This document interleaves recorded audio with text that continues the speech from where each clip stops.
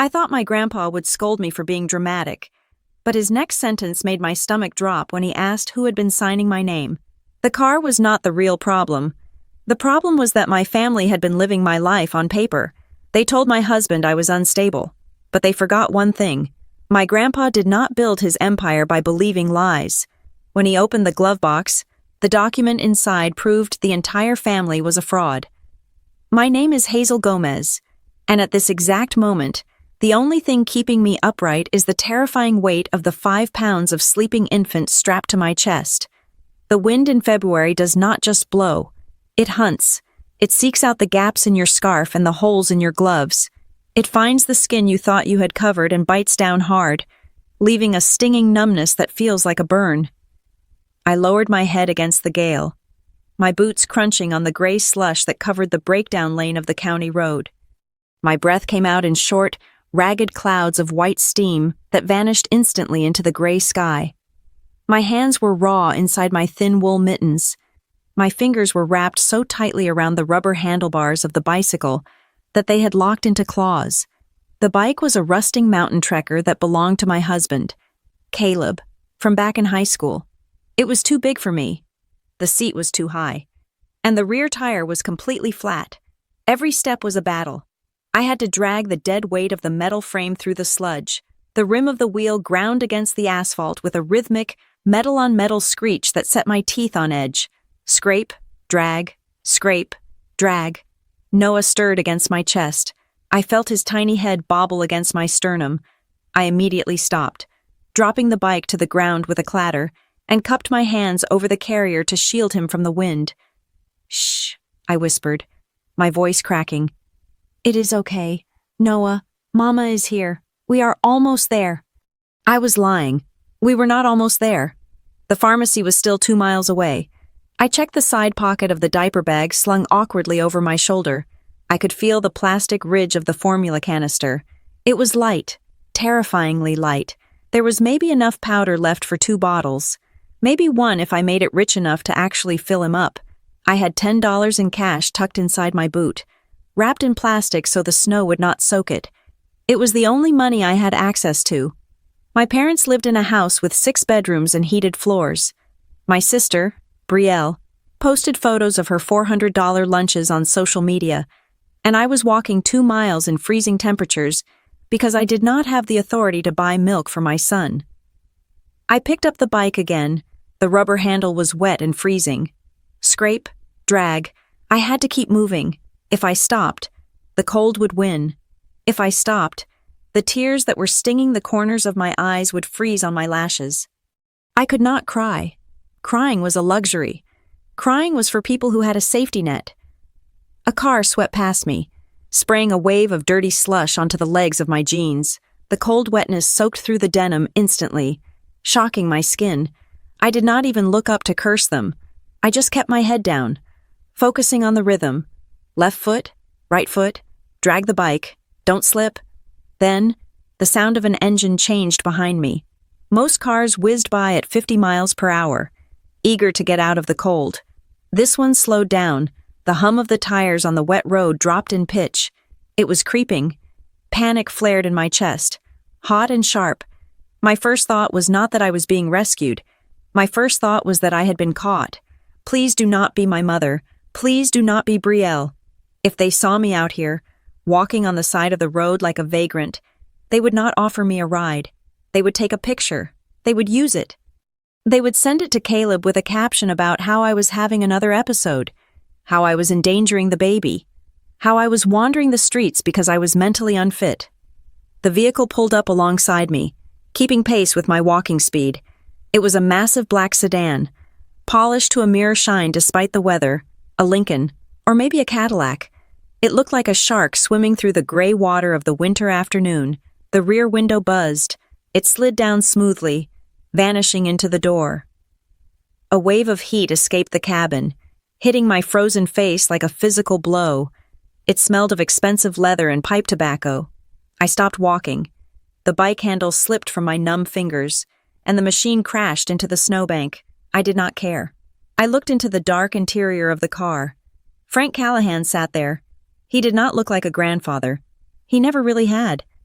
He looked like a statue carved out of granite that someone had dressed in a $3,000 wool coat.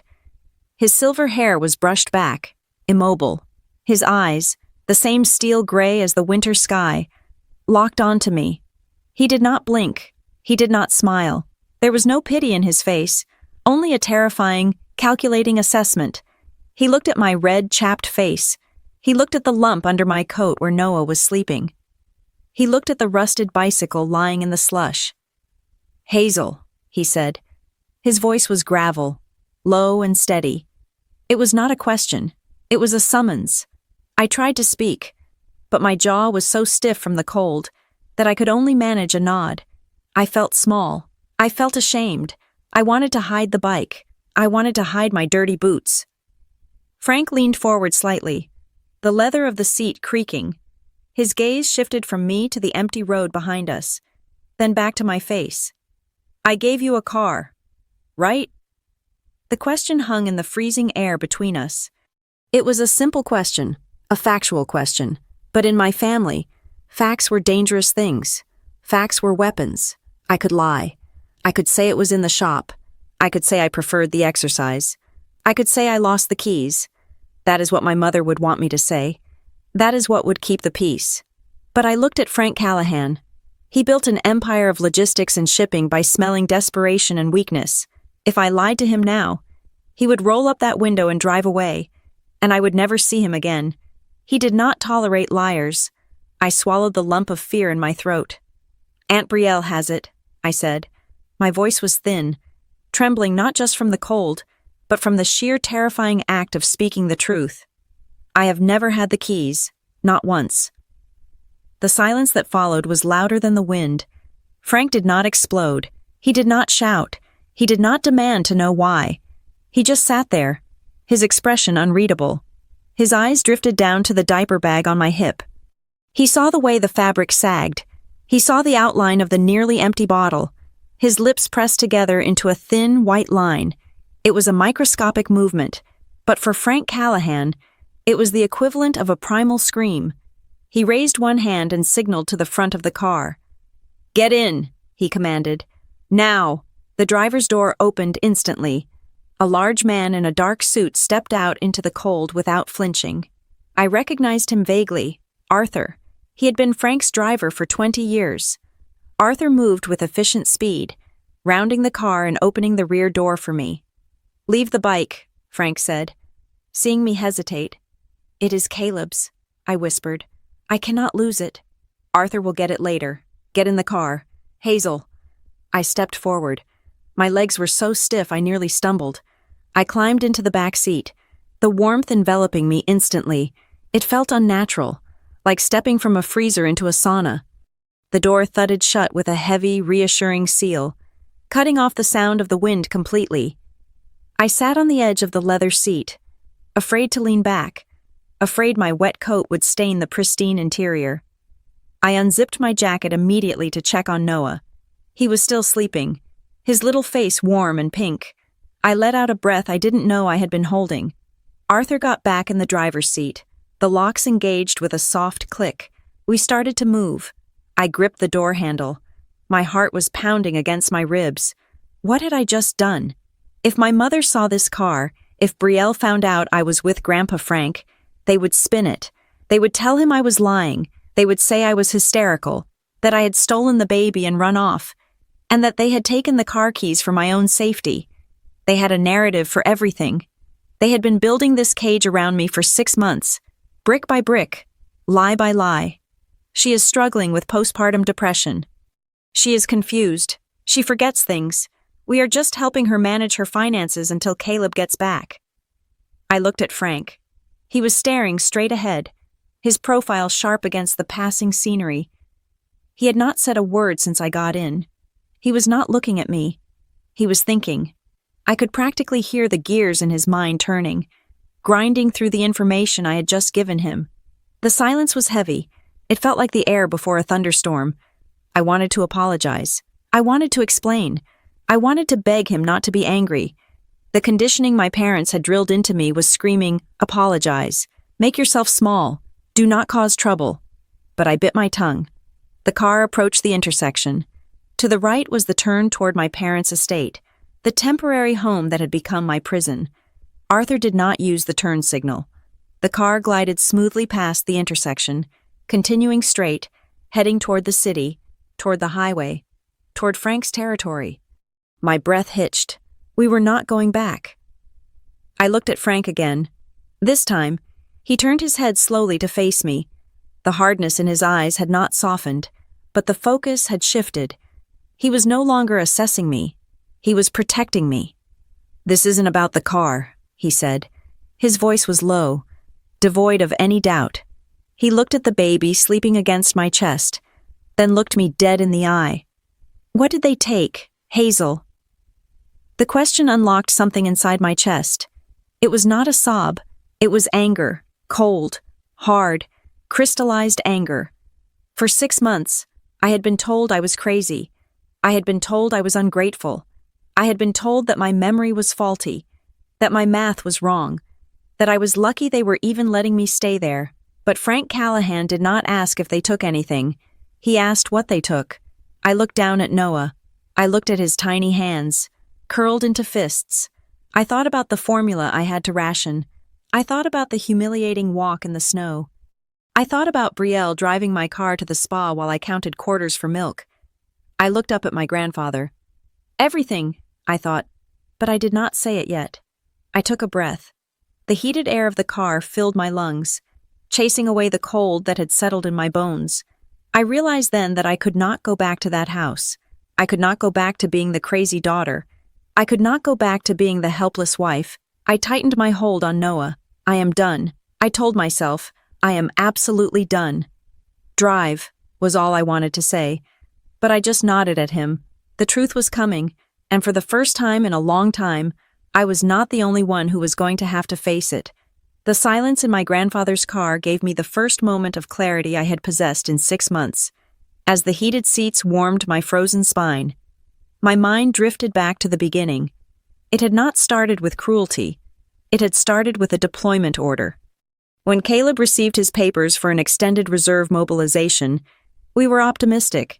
It was going to be a long tour, nearly a year, assisting with logistics and infrastructure in a region that was stable but remote. We had a plan. We had savings. We had the rental apartment in the city, but I was 7 months pregnant, and the lease was ending. And Caleb worried about me being alone with a newborn while he was thousands of miles away with spotty internet access. My parents had offered the solution with open arms. They suggested I move back into the family estate in the suburbs. They said it would be temporary. They said I needed the village to raise the child. They said they wanted to spoil their grandson. It sounded perfect. It was the trapdoor spider inviting the fly to tea. The transition from guest to prisoner happened so slowly that I did not notice the bars until they were already bolted shut. It began with the schedule. My mother, a woman who meticulously curated her public image as a saint of the community, decided that my sleep deprivation was a sign of incompetence. If Noah cried at 2 a.m, she would be at my door instantly. She would not offer to help. She would stand there, arms crossed over her silk robe, and tell me that I was disturbing my father's rest. She implemented quiet hours. She decided when Noah should feed. She decided when I should shower. Then came the isolation. My phone was the first casualty. About 3 weeks after Noah was born, I left it on the kitchen counter while I was changing a diaper. When I came back, it was gone. My mother claimed she found it near the sink, wet, and that it had shorted out. She promised to replace it. She brought me an old, cracked smartphone from a drawer 3 days later. It was on their family plan. It had parental controls enabled. She said it was for data safety, to prevent hackers from targeting military families. I believed her. I was exhausted, hormonal, and terrified of doing anything that might jeopardize Caleb's security. But the new phone meant she could see who I called. She could see my texts. Suddenly, my friends stopped reaching out. I found out later she had replied to them while I was sleeping, telling them I was struggling with severe postpartum mood swings and needed space. She cut the lines of communication one by one until the only voice I heard was hers. Then, the car. That was the twist of the knife that hurt the most because it involved Brielle. My grandfather, Frank, had given me that car as a baby shower gift. It was a sensible, safe SUV. fully paid for. He wanted Noah to be safe. He wanted me to be mobile. 2 weeks after I moved in, the keys vanished from my nightstand. I found Brielle in the driveway, loading her yoga mats and shopping bags into the trunk. When I asked her what she was doing, she laughed. It was a light, tinkling sound that made my skin crawl. She told me that a car sitting idle was bad for the engine. She said the fluids would seize up if it was not driven. She told me she was doing me a huge favor by keeping it in rotation. I tried to argue. I told her I needed it for pediatrician appointments. My father intervened then. He sat me down at the dining table, looking at me with that disappointed, heavy gaze he reserved for when I failed math tests in high school. He told me that I was in no state to drive. He said my hormones made my reaction times slow. He said he could not live with himself if I crashed the car with Noah inside. So, Brielle took the SUV. She drove it to her spin classes. She drove it to meet her friends for brunch. She posted pictures of herself leaning against the hood on social media with captions about her new ride. And I was given the bicycle. They framed it as a lesson in humility and health. My mother said the fresh air would be good for my baby weight. She said walking or biking to the store would teach me the value of effort, as if I had not been working full-time before Noah was born. They made me feel like a leech for living in their house, so the least I could do was not use their gas. That was why I was walking in the snow. That was why I dragged a rusted bike through the slush, while my sister drove my heated leather-seated SUV to get a manicure. But the control over my physical movement was nothing compared to what they did to my finances. Before Caleb left, we had set up a joint account for bills and a separate savings account for the baby. We had saved $6,000. It was not a fortune, but it was our safety net. Plus, Caleb's military pay was being deposited directly. The interception of my mail started subtly. I would expect a package of diapers from an online order, and it would never arrive. When I asked, my mother would shrug and say package theft was rampant in the neighborhood. Then, the bank statement stopped coming. I tried to log in online, but my password did not work. When I tried to reset it, the two-factor authentication code went to the phone number I no longer had access to.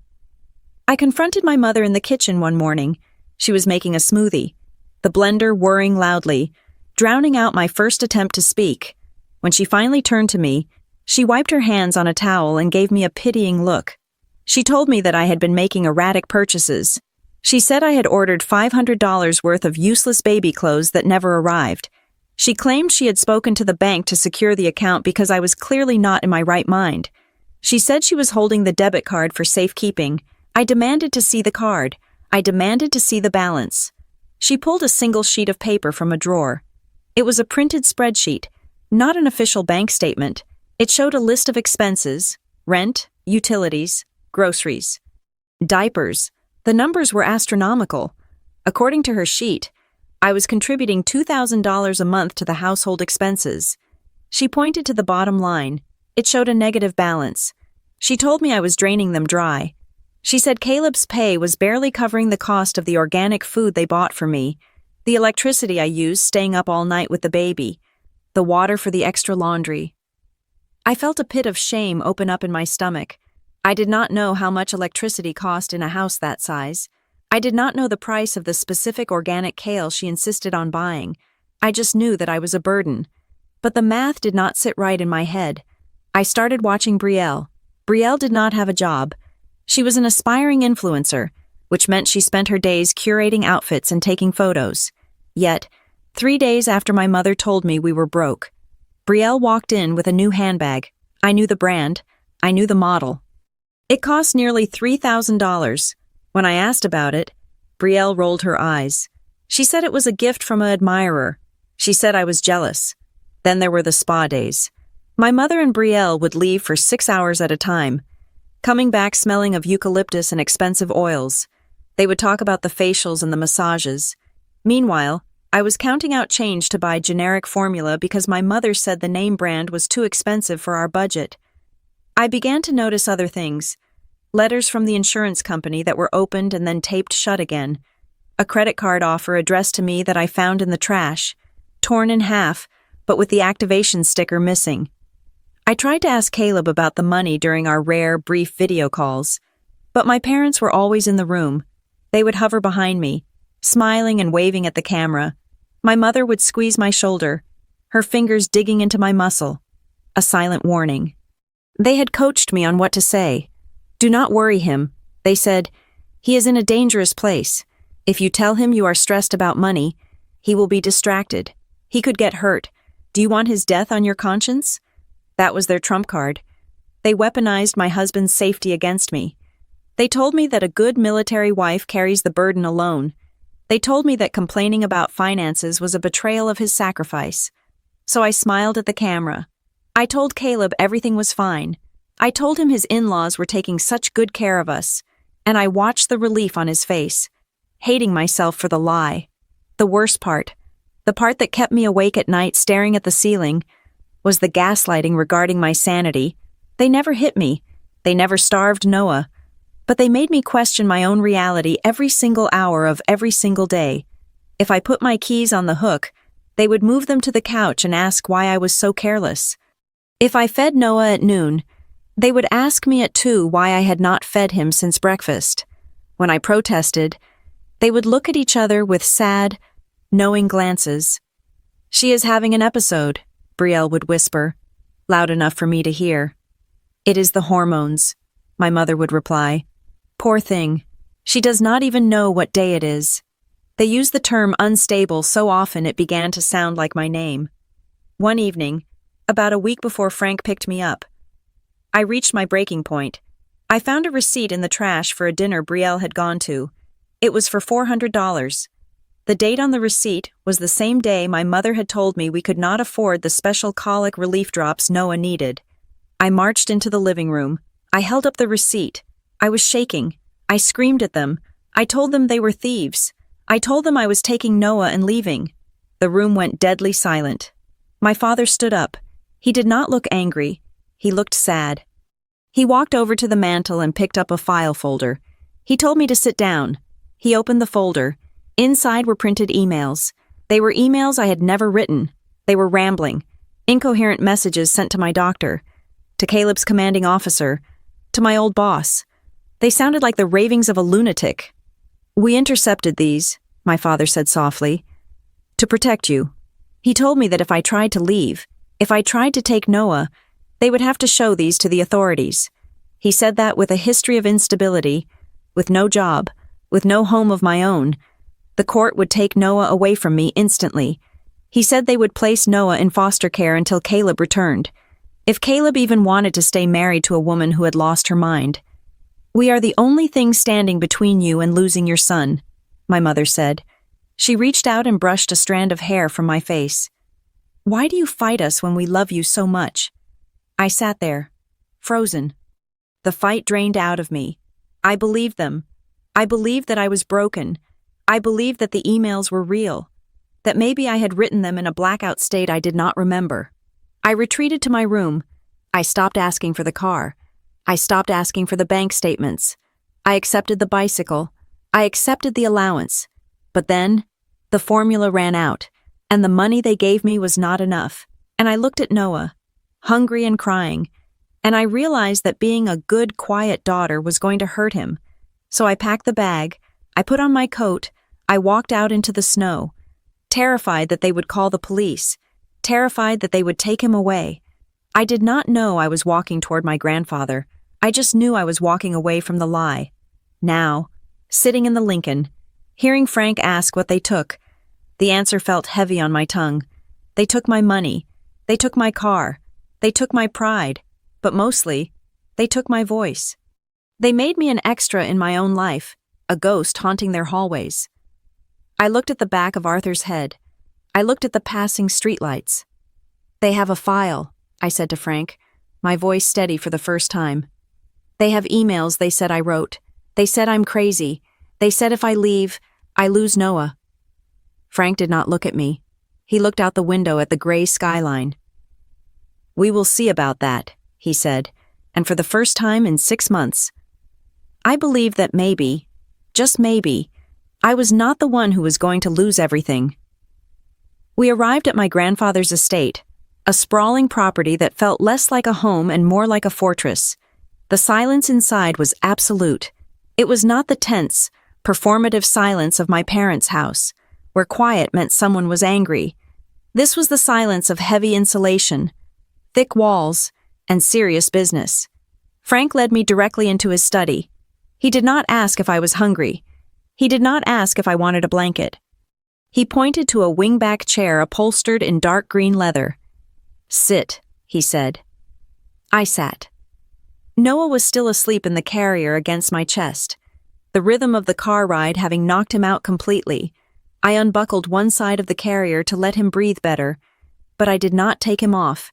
I needed the weight of him. I needed the reminder of why I was here. Frank walked behind his desk. It was a massive slab of mahogany, completely clear of clutter except for a single landline phone and a notepad. He did not sit down. He stood there, looking at me, his hands resting on the back of his leather chair. "We are going to do this once," Frank said. His voice was devoid of any grandfatherly warmth. It was the voice of a man who stripped assets from failing companies. "I do not want your feelings. I do not want your interpretations of their motives. I do not want to hear that your mother means well or that your sister is just spirited. I want facts. If you do not know the answer, you say you do not know. Do you understand?" I nodded. My throat felt dry. "I understand. Who has the physical keys to the vehicle I purchased?" "Brielle," I said. "She keeps them in her purse. The spare set is in my father's safe." "Who is the registered owner on the title?" "I am," I said. Then I paused. "At least, I was when you gave it to me. I signed the initial paperwork." Frank's eyes narrowed slightly. "Have you signed any transfer of ownership documents since then?" "No." "Have you signed a power of attorney giving your parents legal authority over your assets?" "No," I said. "They asked me to once, right after Caleb deployed. They said it would be easier for them to handle the bills if I was indisposed. I told them I would think about it, but I never signed it." Frank leaned forward. "You are certain no piece of paper where they told you it was just a formality? No insurance forms that seemed too long?" I thought back. I remembered the flurry of papers they shoved at me when I first moved back in. Updated medical forms, house rules, liability waivers for the gated community. "I do not think so," I said, my confidence wavering. "I mean, I signed a lot of things, but nothing that said power of attorney at the top." "Who has access to your bank accounts?" "My mother has my debit card," I said. "She says she keeps it in the kitchen drawer, but I never see it. She says she uses it to buy the groceries and the baby supplies." "Do you see the receipts?" "Sometimes," I said, "but she usually throws them away before I can look closely. She tells me the total and the online access." "I am locked out," I said. "The password was changed. The recovery email was changed to my father's address." Frank remained still. "Did you authorize that change?" "No." "So, to summarize," Frank said, his voice dropping an octave, becoming dangerously quiet. "You have a vehicle you do not drive. You have a bank account you cannot see. You have a debit card you do not hold. And you have never signed a legal document authorizing any of this." "That is correct," I whispered. "They said they were helping me manage my stress." Frank stared at me for a long time. The silence stretched out, taut as a wire. I expected him to lecture me on personal responsibility. I expected him to tell me I had been a fool to let it get this far. I was ready for the lecture.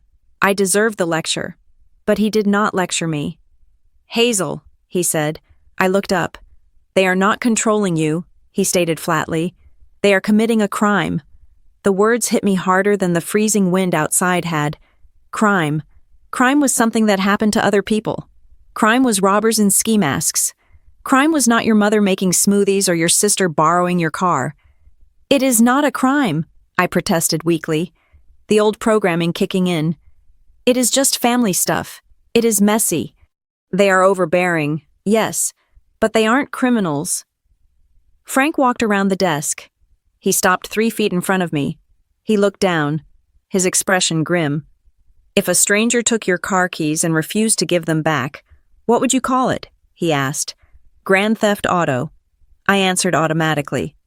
"If a stranger took your debit card and used it to buy themselves handbags, what would you call it?" "Theft," Fraud. If a stranger intercepted your mail and changed your bank passwords, what is that? Identity theft. Then why? Frank asked. Do the definitions change just because they share your DNA? I opened my mouth, but no sound came out. He was right. The logic was irrefutable. I had been allowing them to do things that would have sent a stranger to prison. All because I was afraid of being a bad daughter. Frank turned back to his desk. He opened a drawer and pulled out a file.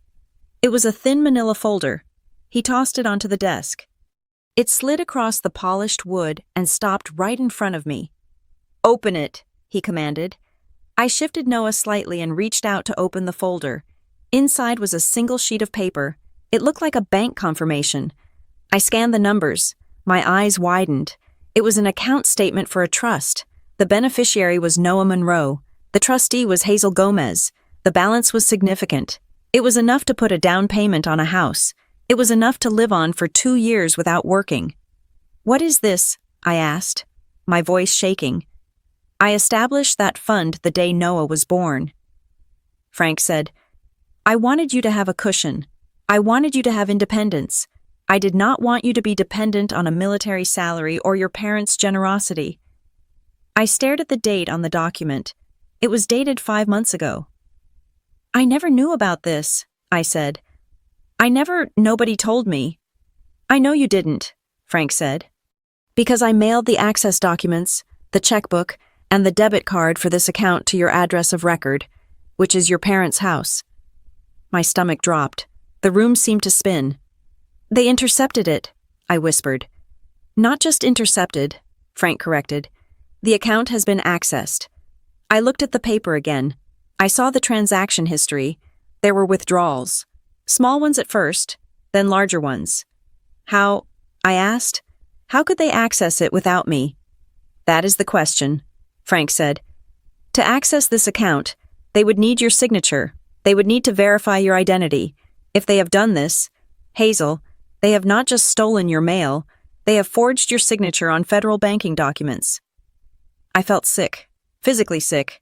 I thought about the times my mother had asked me to sign insurance forms while I was half asleep. I thought about the times Brielle had borrowed my driver's license to scan it for the file. They stole from Noah, I said. The realization was a physical pain in my chest. They didn't just take my money. They took the money you gave to my son. Yes, Frank said, and they used it to maintain the lifestyle they can no longer afford. He walked over to the phone. He picked up the receiver and dialed a number from memory. He did not look at the keypad. He looked at me while the line rang. Pierce, Frank barked into the phone. It is Callahan. I need you here tomorrow morning, 8 o'clock sharp. Bring Marla. Yes, it is the family matter we discussed. It is worse than I thought. Bring the full forensic kit. We are going to need to trace signatures and digital footprints. He hung up without saying goodbye.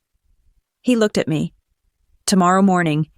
My attorney and my forensic accountant will be here. We are going to pull every record. We are going to trace every penny. We are going to find out exactly how they bypassed the security protocols. Panic flared in my chest. This was moving fast. Too fast. Grandpa, I said, my voice rising in pitch. Wait. Lawyers. Forensic accountants. Are we talking about suing them? They are my parents. Brielle is my sister. If we do this, if we bring in the law, it destroys everything. They could go to jail. I was trembling. The idea of seeing my mother in handcuffs, no matter what she had done, felt wrong. It felt like a violation of the natural order. You do not send your parents to prison. You survive them. Frank walked over to the window. He looked out at the snowy grounds of his estate. Hazel, he said, without turning around. They did not hesitate to destroy you.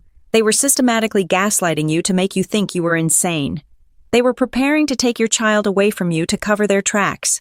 Do you understand that if you had tried to leave on your own, they would have used your lack of funds and their fabricated evidence of your instability to take custody of Noah?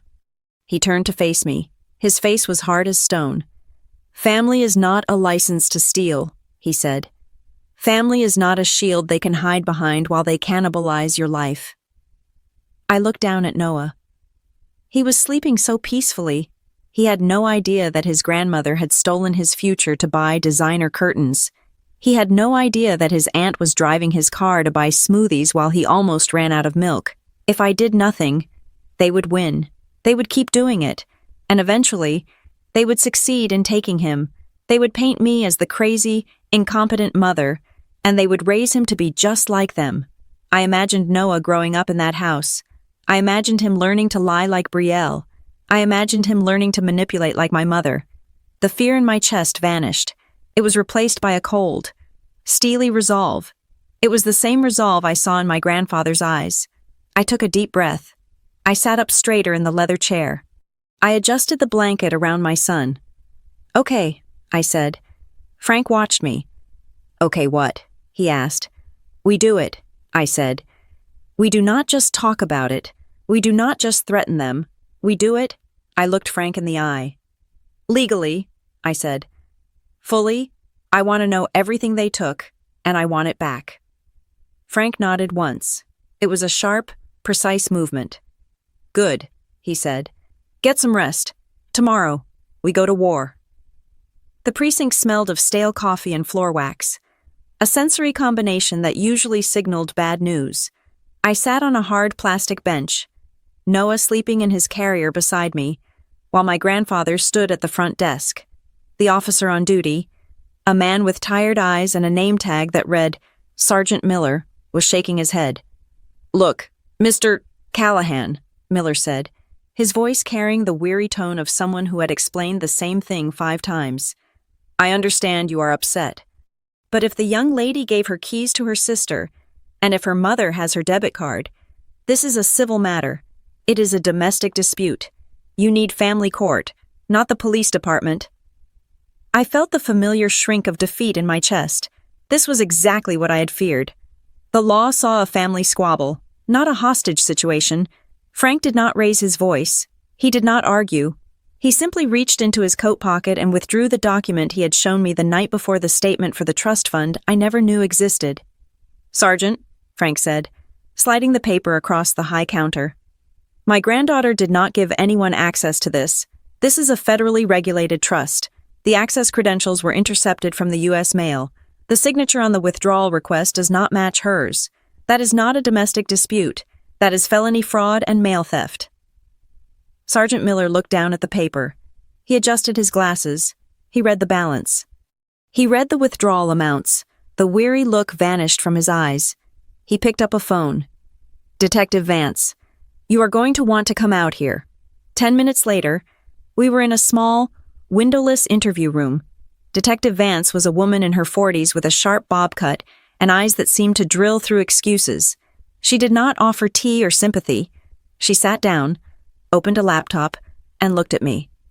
"Start from the beginning," Vance said, "and do not leave out the small stuff.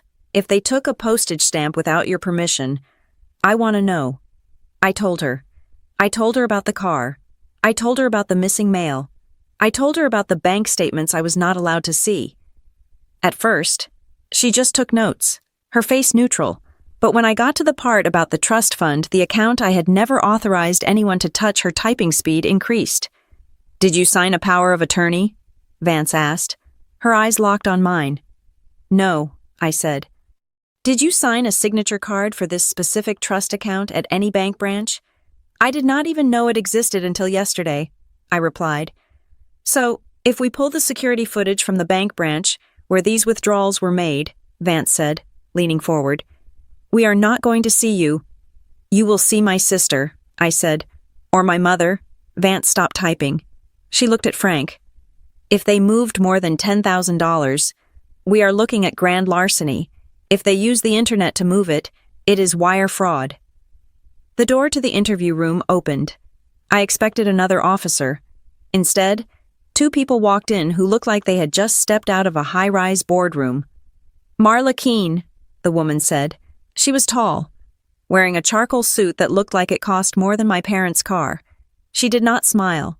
She extended a hand to the detective, then to me. Her grip was iron. "I am representing Mrs. Gomez in all civil and criminal matters related to this case." Behind her was a man who looked like a college professor, wearing a tweed jacket and round glasses. He was holding a briefcase that looked heavy. "Jonah Pierce," he said. His voice was flat, devoid of inflection. "Forensic accounting." Frank nodded to them. "You made good time." "We took the helicopter," Marla said, dismissing the travel logistics as if they were irrelevant. She sat down next to me, placing a legal pad on the table. She turned to Detective Vance. "Detective, we are prepared to file for immediate subpoenas for all bank records associated with the Gomez and Monroe families. We are also filing a formal complaint regarding identity theft." Vance looked at Marla, then at Jonah. The dynamic in the room shifted instantly. It was no longer a police inquiry. It was a war council. "I can take the complaint," Vance said, "but subpoenas take time." "We have time," Jonah said. He opened his briefcase and pulled out a laptop. "But the money might not." Based on the withdrawal patterns Frank described, they are liquidating assets. They are moving cash. Jonah turned the laptop screen toward the detective. He had a spreadsheet open. "I ran a preliminary credit check on Mrs. Gomez this morning," Jonah said. He spoke about my life as if it were a math problem. "Her credit score has dropped 150 points in 6 months. There are 4 credit cards opened in her name that she claims she did not authorize. There is also a personal loan for $20,000 taken out 3 months ago from an online lender." My jaw dropped. "A loan I never took out alone." "The funds were deposited into a joint account," Jonah continued, tapping a key, "then transferred immediately to an account held solely by Brielle Monroe." Detective Vance looked at the screen. Her professional detachment cracked. She looked angry. "That is identity theft," Vance said. "Clear cut." "It is more than that," Marla added, her voice sharp. "It is coercive control. They are using her identity to bankrupt her so she cannot leave. It is a form of entrapment." Vance looked at me. "Hazel, listen to me carefully. We can request an emergency freeze.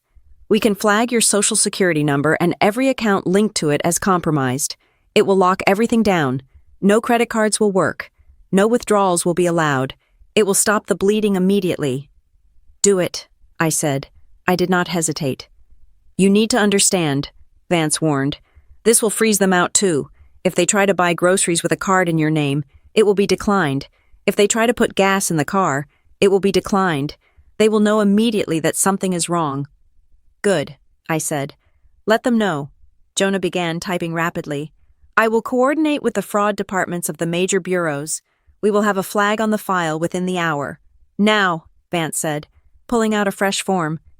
"I need to talk about the car. You said the title is in your name." "Yes," I said. "And you have requested the return of the property." "Multiple times." "And they refused." "Yes." "That is unauthorized use of a motor vehicle," Vance said. "If we find that they forged a transfer of title, it becomes forgery of a government document. That is a felony." Jonah looked up from his screen. "If I may, Detective, I would suggest we also look for rental income. It is common in these types of financial abuse cases for the perpetrators to monetize the assets. If the sister has the car, check the peer-to-peer rental apps. Turo, Get Around. If she is renting out a car she does not own, she is committing fraud against the platform and the renters." Marla nodded. "I will have my paralegals scrape the listings in the area." I sat there, stunned. For months, I had been told I was crazy.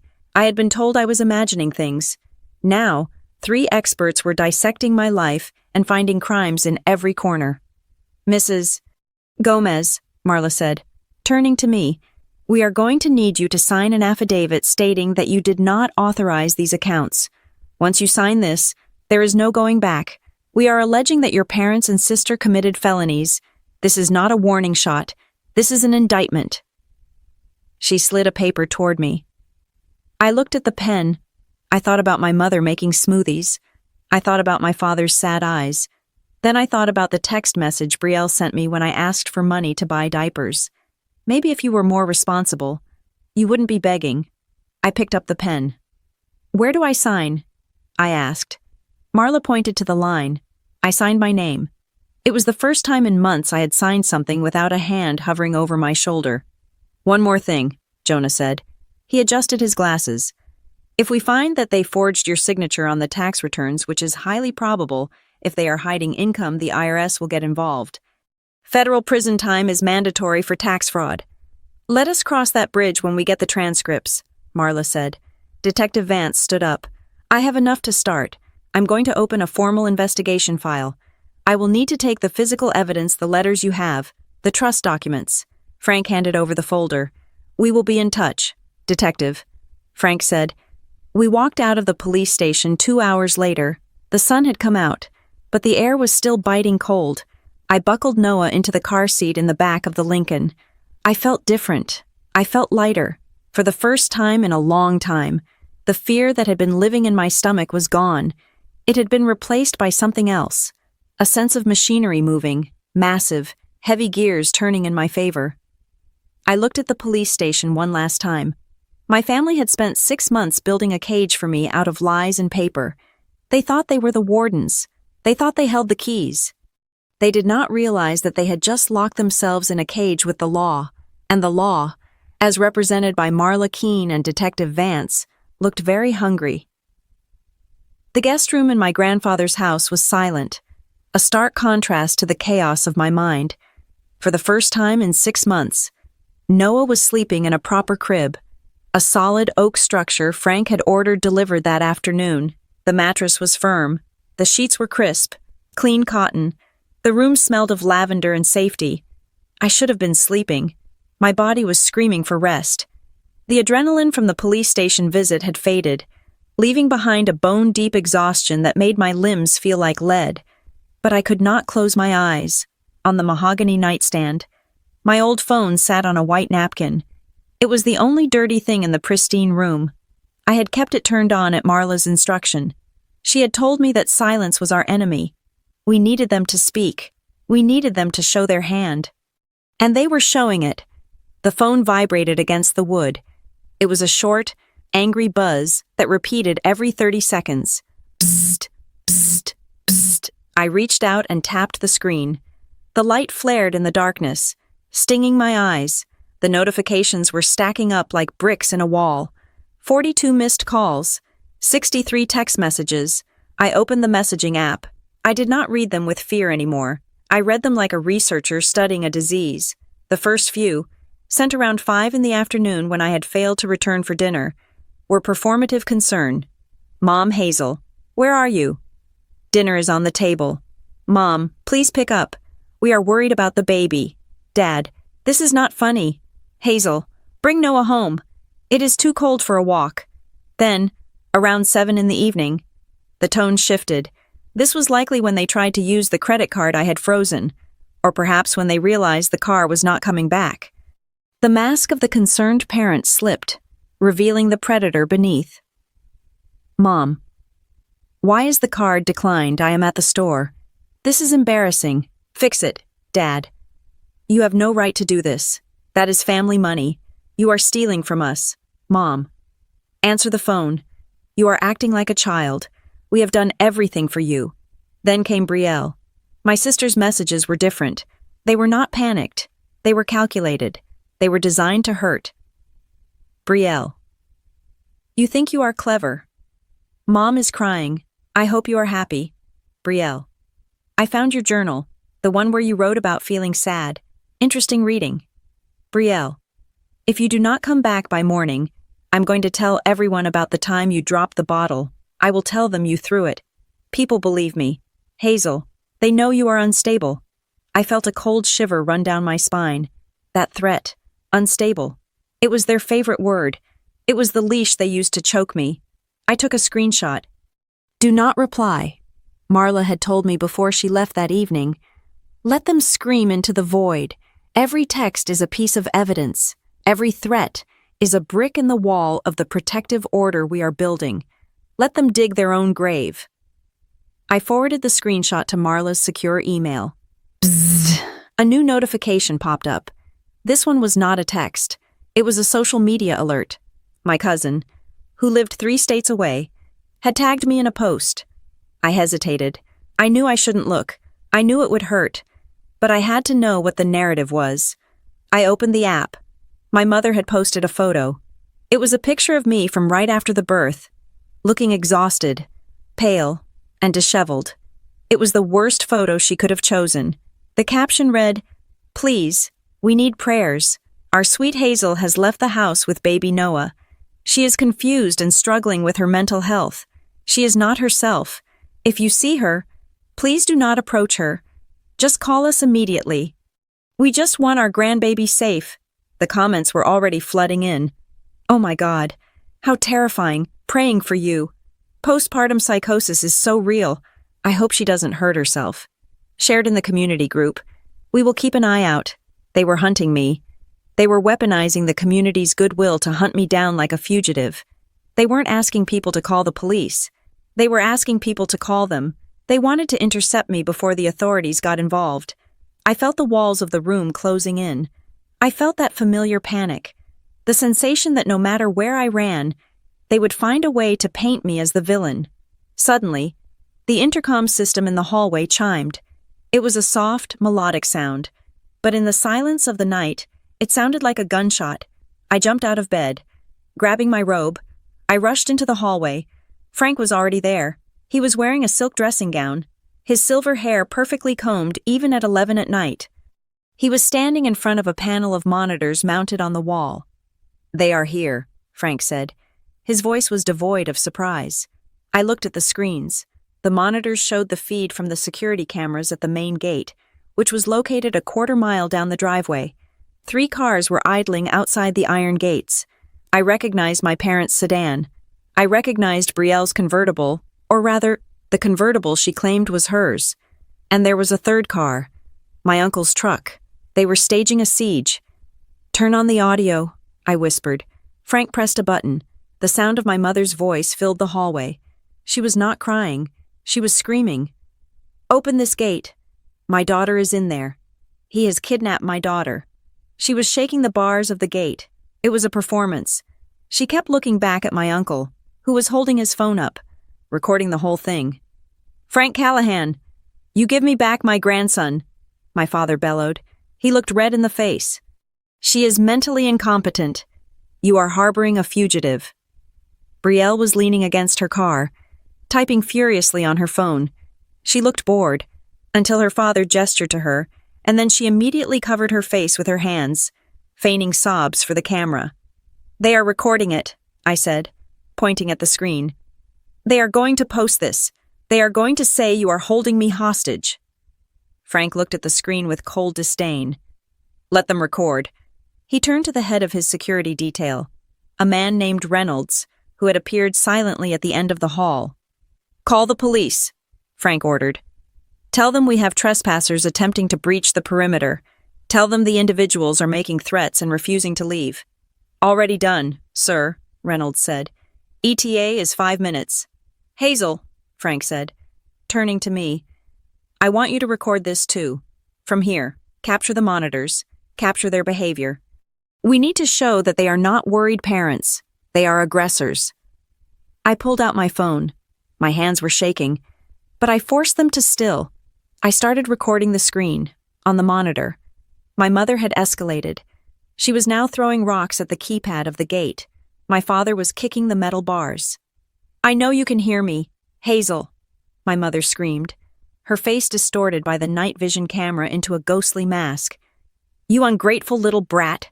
After everything I bought for you, you think you can cut us off. You think you can take that money. That is my money. I earned it by putting up with you." I gasped. "Did you get that?" Frank asked. "Yes," I said. She had slipped. In her rage, she had forgotten the script.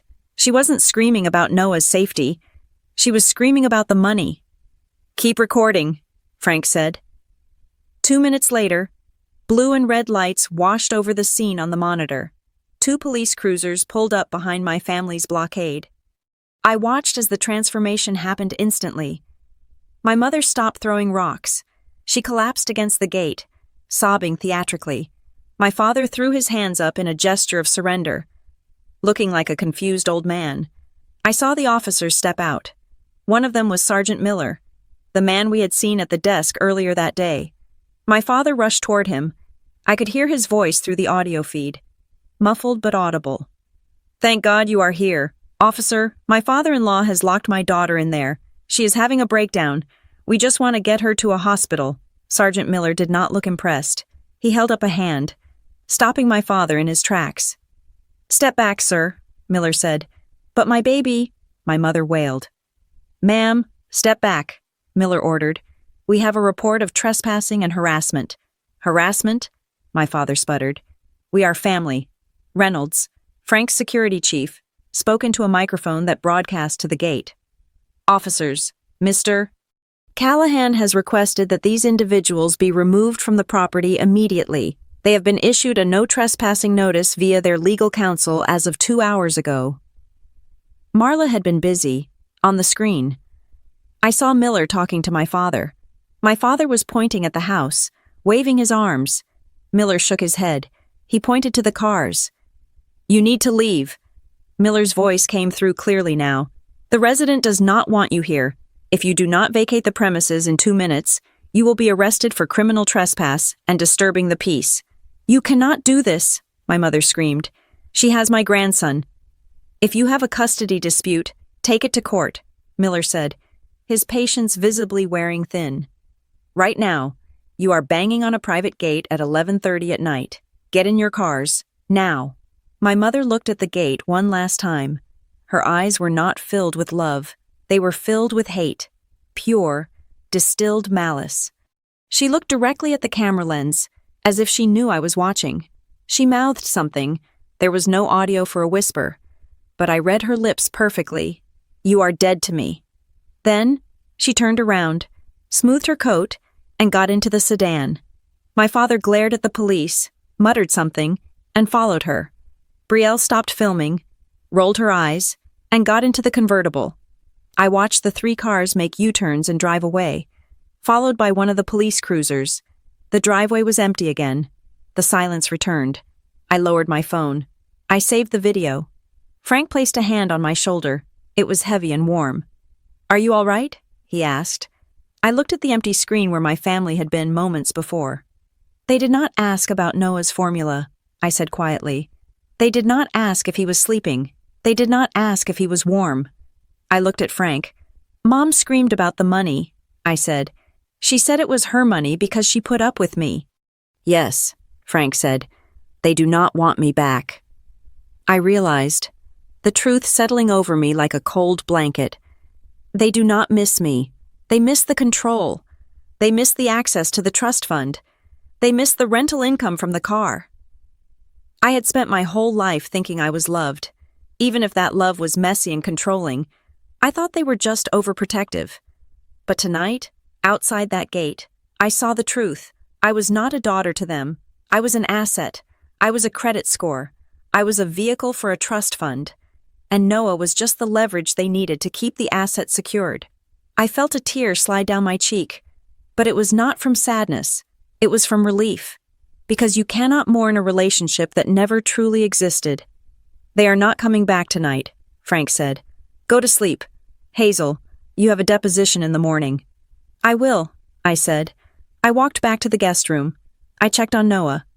He was still sleeping, his chest rising and falling in a peaceful rhythm. He had slept through the entire war outside the gate. I lay down on the bed. I did not turn off the phone. I kept it right next to my pillow. But this time, I wasn't afraid of it buzzing. Every text they sent, every lie they posted, every time they showed up at that gate, they were just handing me the keys to my freedom. Let them scream. I thought as I closed my eyes, I have everything on video. The next morning, the dining room table had been transformed into a command center.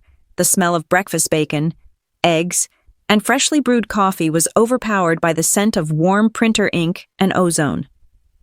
Jonah Pierce sat at the head of the table, surrounded by 3 laptops and a stack of paper that looked like a skyscraper made of trees. Marla Keene was pacing by the window, a Bluetooth headset in her ear, barking orders in a low, dangerous murmur. My grandfather, Frank, sat opposite Jonah, drinking tea with the stillness of a predator waiting for the right moment to strike. I walked in with Noah on my hip. I felt small again, but not the scared kind of small. I felt like I was standing at the base of a mountain I had to climb, and for the first time, I could see just how high the peak was. "Sit down, Hazel," Frank said. He did not look up from the document he was reading. "Jonah has found the leak." Jonah pushed his glasses up his nose. He did not offer a morning pleasantry. He simply spun his laptop around so I could see the screen. It was a spreadsheet, color-coded in red and black. The red section was massive. "I have consolidated the transaction histories from the 4 major banks we subpoenaed this morning," Jonah began, his voice dry and factual. "The total misappropriation of funds is significantly higher than our initial estimate of $50,000. I swallowed hard. "How much?" $142,680.12, Jonah said. The number hung in the air. I felt my knees go weak. I pulled out a chair and sat down before I fell down. "That is impossible," I whispered. "I did not have that much. Even with the trust fund, how—" "They did not just drain your liquid cash," Jonah explained, tapping a key to expand a section of the chart. "They leveraged your credit profile. You see, Hazel, theft is usually simple. You take money, you run. This was an ecosystem." He pointed to a column labeled Outflows. "We found transfers to third-party contractors," Jonah said. "A roofing company, a landscape architect, an interior design firm specializing in high-end kitchen remodels." I stared at the names of the companies. "The kitchen," I realized, a wave of nausea rolling over me. "My mother had the kitchen redone 3 months ago. She told me my father got a bonus. She said they were doing it to make the house nicer for Noah." "They paid for it with a home improvement loan," Jonah said. "A loan taken out in your name, using your social security number, electronically signed from an IP address located inside their house." "But it gets worse," Marla said, hanging up her call and joining us at the table. She looked angry. "Show her the credit cards, Jonah." Jonah brought up a new window. It showed statements for 3 different credit cards. I recognized none of them. "They opened these cards 6 months ago," Jonah said. "Amex, Chase, Citibank, they maxed them out almost immediately. Designer handbags, first-class flights to Miami, spa treatments, jewelry." He scrolled down.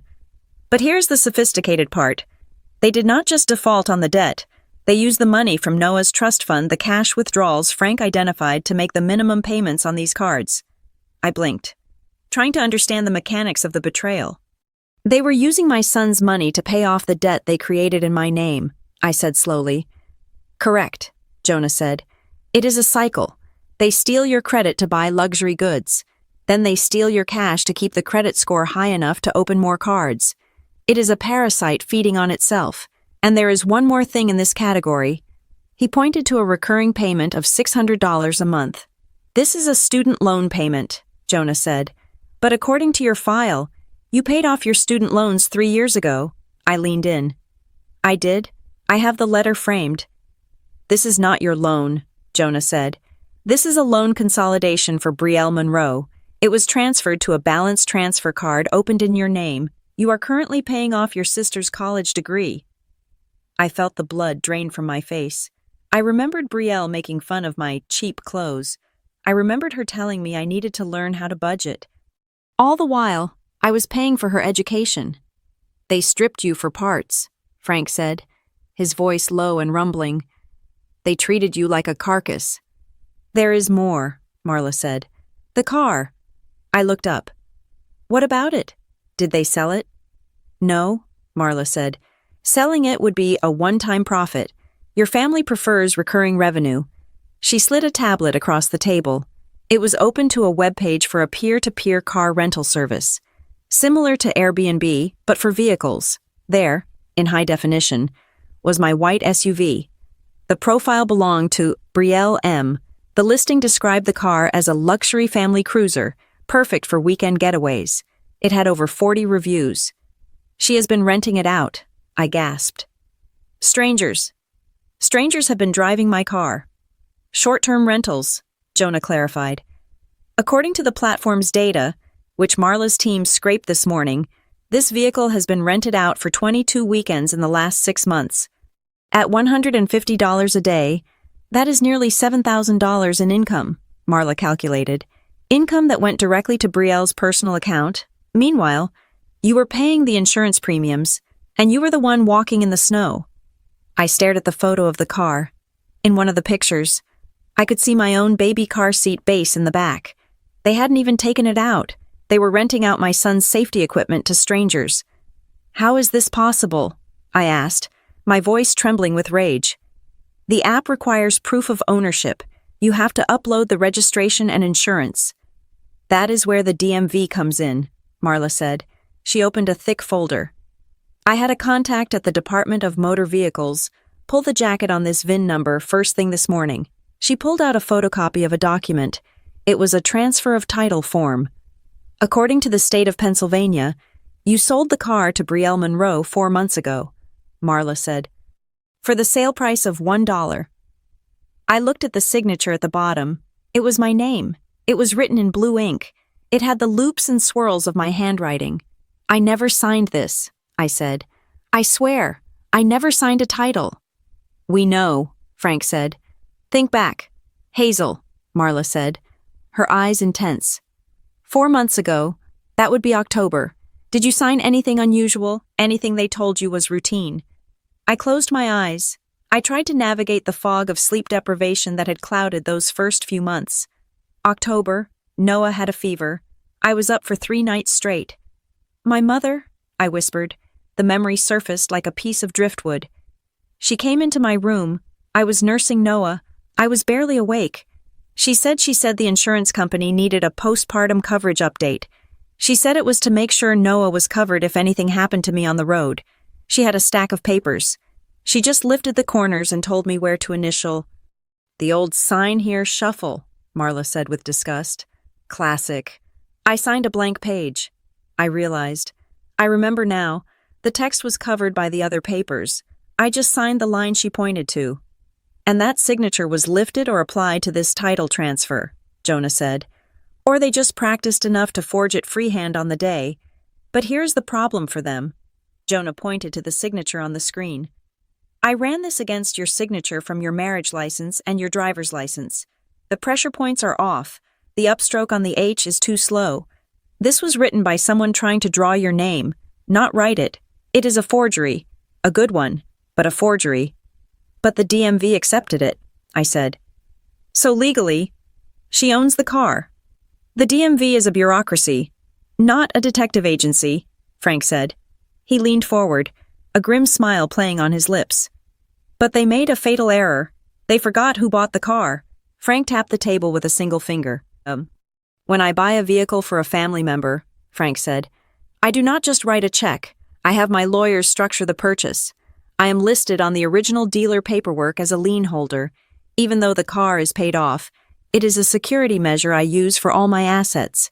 It prevents the asset from being sold or transferred without my release of interest. My eyes widened. So, Marla finished for him. For that title transfer to be valid, it needed 2 signatures, yours, as the owner, and Frank's, as the lien holder. She pointed to the document again. There was a line for the lien holder. It was blank. The clerk at the DMV made a mistake processing it, Marla said. They missed the lien, or more likely, Brielle went to a shady tag agency that did not look too closely. But legally, that transfer is void. The car still belongs to you, and Brielle has been engaging in theft by conversion and fraud every time she rented it out. We have them, I said. The realization was electric. We really have them. We have them on fraud. We have them on forgery. We have them on grand larceny. Jonah listed off. And since they use the internet to manage the credit cards and the rental app, we have them on wire fraud. That is 20 years in federal prison. Hazel, per count. I looked at the papers spread out on the table. It was a map of my destruction. Every dollar they took was a choice. Every time they swiped that card, they chose a handbag over my well-being. Every time they rented that car, they chose profit over my safety. The money from the trust, I said quietly. The money Grandpa gave for Noah. What did they spend that specific money on? Jonah hesitated. He looked at Frank. Frank nodded. The withdrawals from the trust account match the dates of the payments for a vacation, Jonah said. A 10-day cruise to the Mediterranean for your parents. They went in November. Did they not? Yes, I said. They told me it was a business trip for my dad. They said the company paid for it. The trust paid for it, Jonah corrected. They drank champagne on a balcony in Italy using the money intended for your son's college education. I felt a tear, hot and angry, slide down my cheek. And when they came back, I said, my voice shaking, they brought me a t-shirt, and they told me I was ungrateful because I didn't say thank you enthusiastically enough. I stood up. I walked over to the window. I looked out at the snow. They ate his future, I said. They literally ate my son's future and called me a burden. And now they are going to choke on it, Frank said. He stood up and walked over to me. Marla is filing the affidavit for the car seizure this afternoon, Frank said. We are sending a tow truck to the rental location it is currently parked at the airport. According to the GPS tracker Jonah activated, we are taking it back today. And the credit cards? I asked. Frozen, Jonah said. I spoke to the fraud departments an hour ago. The next time your mother tries to buy a latte, or your father tries to pay that contractor, the card will decline, and the bank will confiscate it. This is the end of the montage. Hazel, Marla said, closing her folder with a snap. We have the data. We have the proof. The investigation is over. Now, the prosecution begins. I turned back to them. I looked at the evidence of my family's greed. Do it, I said. Take the car, freeze the accounts, and make sure they know exactly why it is happening. Oh, they will know, Frank said darkly, because Marla is serving them with the civil lawsuit for damages at the same time the police serve the warrant for the car. I looked at Noah, playing happily with a rattle in his playpen in the corner. He was safe. He was going to have a future. And the people who tried to steal it were about to learn that you cannot steal from a mother and expect to get away with it. Let's get my car back, I said. Marla Keene stood by the fireplace in my grandfather's study, tapping a manicured fingernail against the screen of her tablet. The investigation phase was over. We had the data. We had the evidence. Now, we had to secure the perimeter. They know they have lost control of the assets, Marla said, her voice sharp and pragmatic. The credit cards are declining. The car is gone. The bank accounts are frozen. When a narcissist loses control of the victim, they try to destroy the victim's support network. In your case, that is Caleb. I felt a cold knot tighten in my stomach. They will call him. They have likely already called him, Marla corrected. They will spin a narrative. They will say you have suffered a psychotic break. They will say you have kidnapped Noah and are endangering him.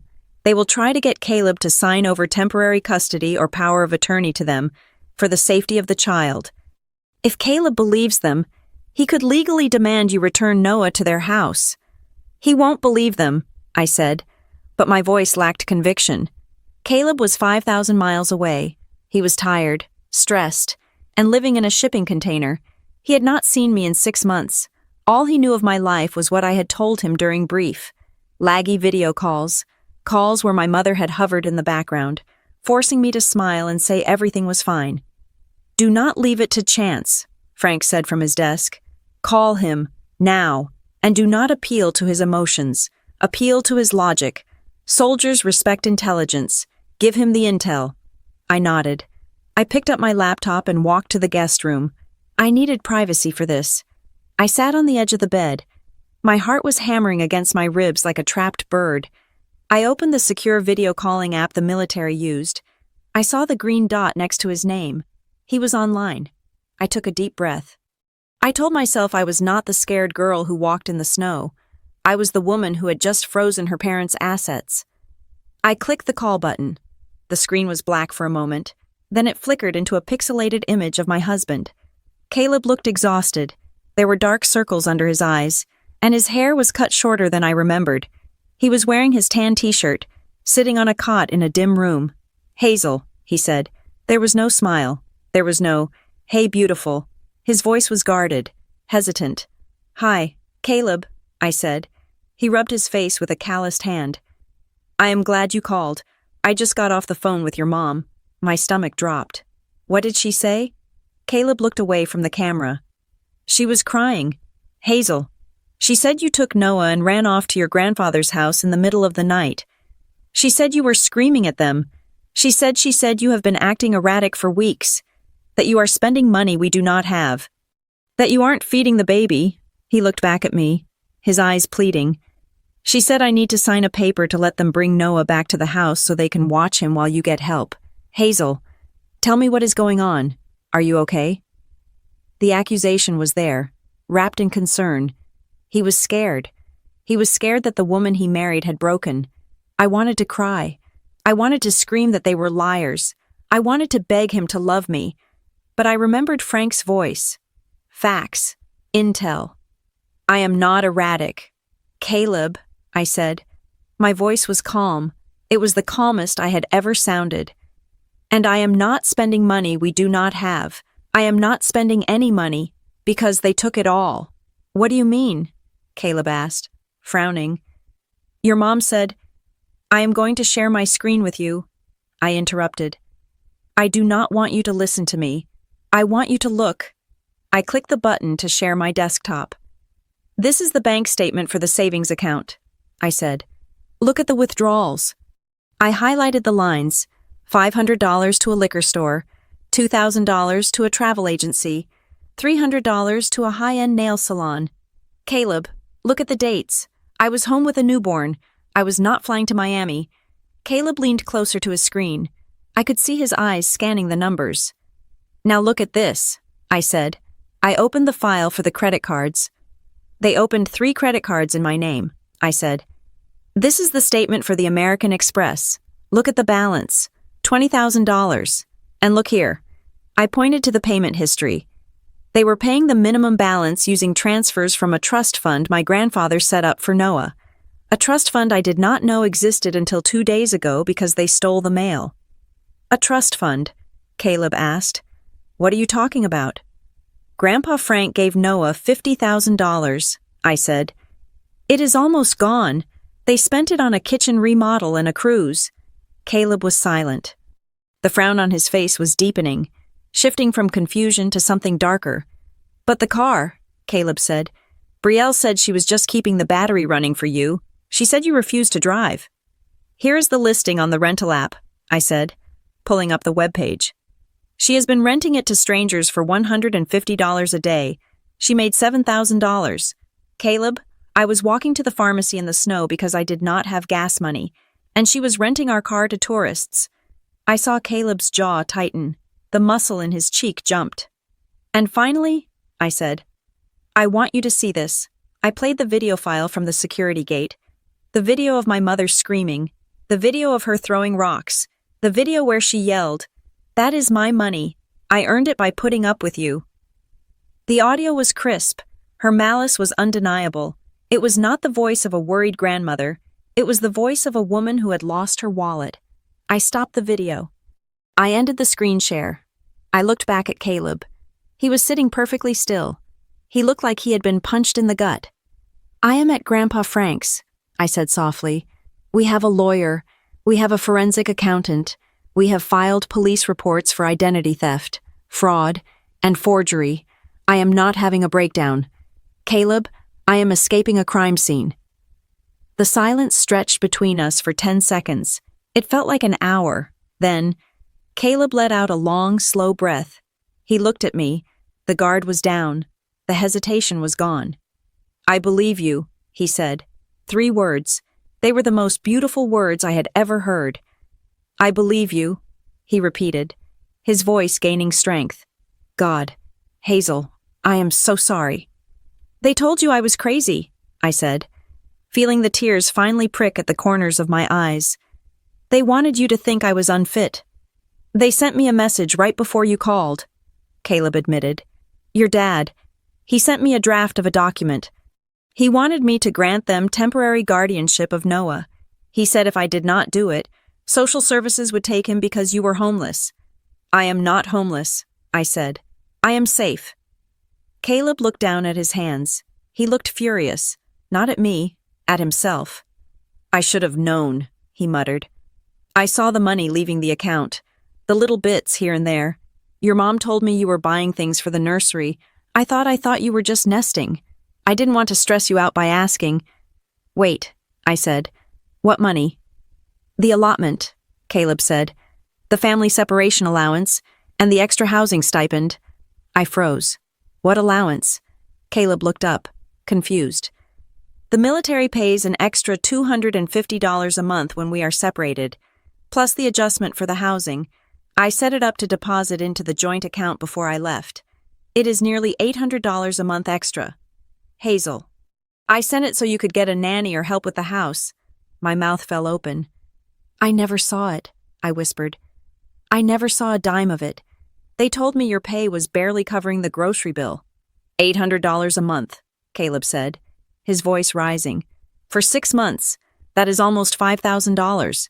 They took that too. They took everything. Caleb. I saw the realization hit him. It wasn't just money, it was his effort.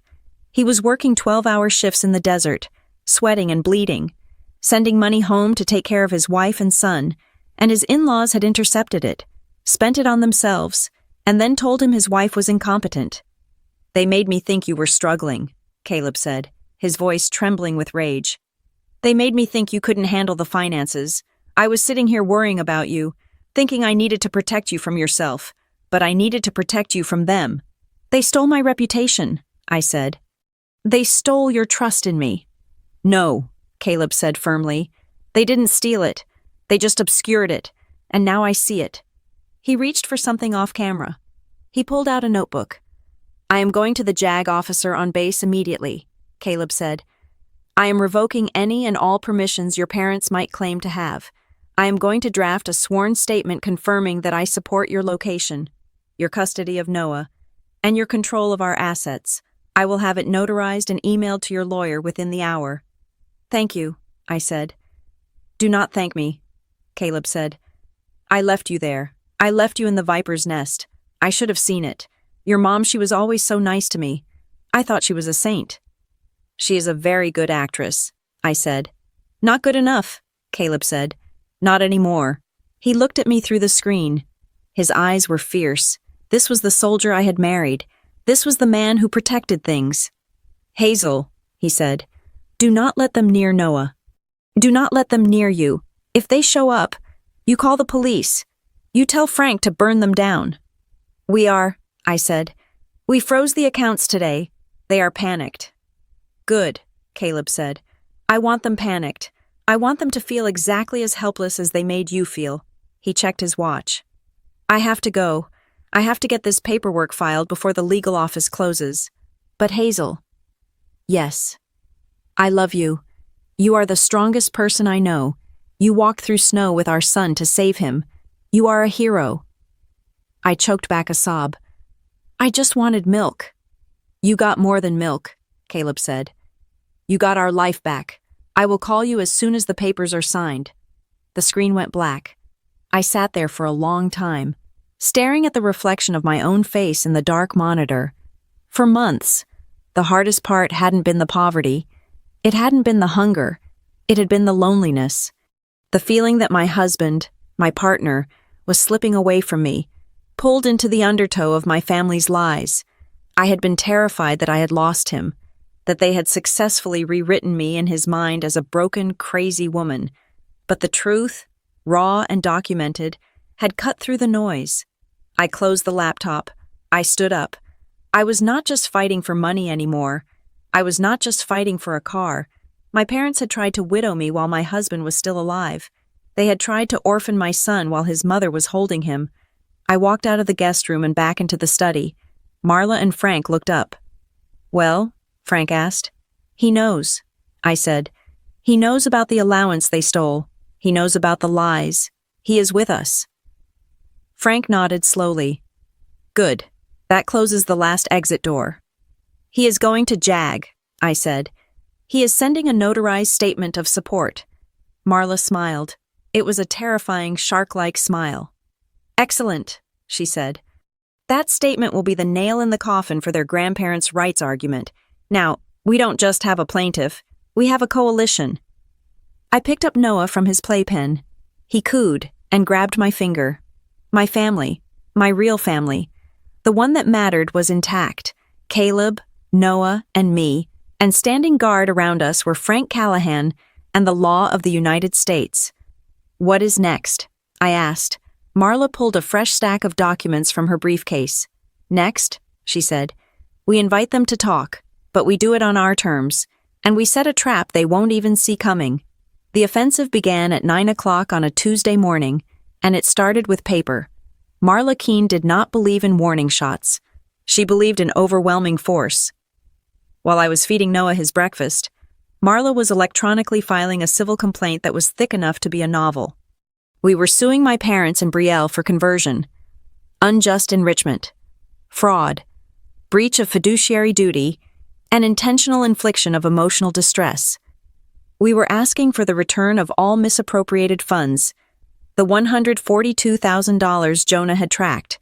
We were asking for treble damages, which meant we wanted 3 times the amount they stole as a penalty, and we were asking for them to pay every single cent of Marla's billable hours. Simultaneously, Marla filed a request for a temporary restraining order. We attached the screenshots of the threatening text messages. We attached the video of my mother screaming at the gate. We attached the police report from the night of the siege. "The judge will sign the restraining order by lunch," Marla told me, snapping her briefcase shut. "But we are not going to serve them with it just yet." I looked up, confused. "I thought the point was to keep them away." "It is," Frank said. He was standing by the window, watching the snow fall. "But if we serve them now, they will lawyer up immediately. They will clam up. We need them to talk one last time." Frank turned to me. His expression was the one he wore when he was playing chess, a game he had tried to teach me as a child, but which I lacked the killer instinct for. "We are going to invite them to a settlement conference," Frank said. "We will tell them that we want to resolve this family misunderstanding without further police involvement. We will tell them that if they come to the table today, we can discuss unfreezing the accounts." "They will come," I said. "They are desperate. Brielle texted me 4 times this morning asking for gas money." "Exactly," Frank said. "They are hungry, and hungry people make mistakes." "But it is a trap," I whispered. "It is a deposition," Marla corrected, a shark-like grin spreading across her face. "They just won't know it until it is too late." The meeting was set for 2 in the afternoon. We did not hold it in the warm, comfortable living room. Frank had his staff set up the formal dining room. The long mahogany table was stripped of its decorative runners. In the corner, a woman named Janice sat with a stenography machine. We told the family she was just a secretary taking notes for the agreement. Technically, she was a court reporter, and the notes she was taking would be a sworn legal record.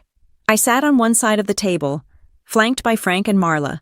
My hands were folded on the table to hide that they were shaking. I was terrified to see them. Even with the truth on my side, the conditioning of 30 years is hard to break. I felt that old urge to apologize, to smooth things over, to be the good girl. "Remember," Marla whispered to me as we heard their car pull up, "you are not their daughter today. You are the plaintiff. Do not speak unless I tell you to. Let them fill the silence." The doors opened. My parents and Brielle walked in. They looked different than they had 2 days ago. My mother's hair, usually perfectly blown out, was pulled back in a severe, messy bun. She was wearing a coat that looked expensive but had a stain on the lapel. My father looked gray and tired. His posture slumped. Brielle looked furious. She was wearing sunglasses indoors, clutching her phone like a weapon. They stopped when they saw the setup. They saw Frank. They saw Marla. They saw the woman in the corner. "What is this?" my father asked, his voice rough. "I thought this was a family talk." "It is," Frank said calmly. "Sit down, Robert." "We do not need all these people," my mother said, her eyes darting to Marla. "Hazel, honey, tell them to leave. We just want to talk to you. We want to hug you." She took a step toward me, arms open. "Sit down," Marla barked. It was not a request. It was a command that cracked through the room like a whip. My mother flinched. She looked at me, waiting for me to defend her. I stayed silent. I stared at a knot in the wood of the table. Slowly, they pulled out the chairs and sat. "We are here to discuss the terms of the separation," Marla began. "My client, Mrs.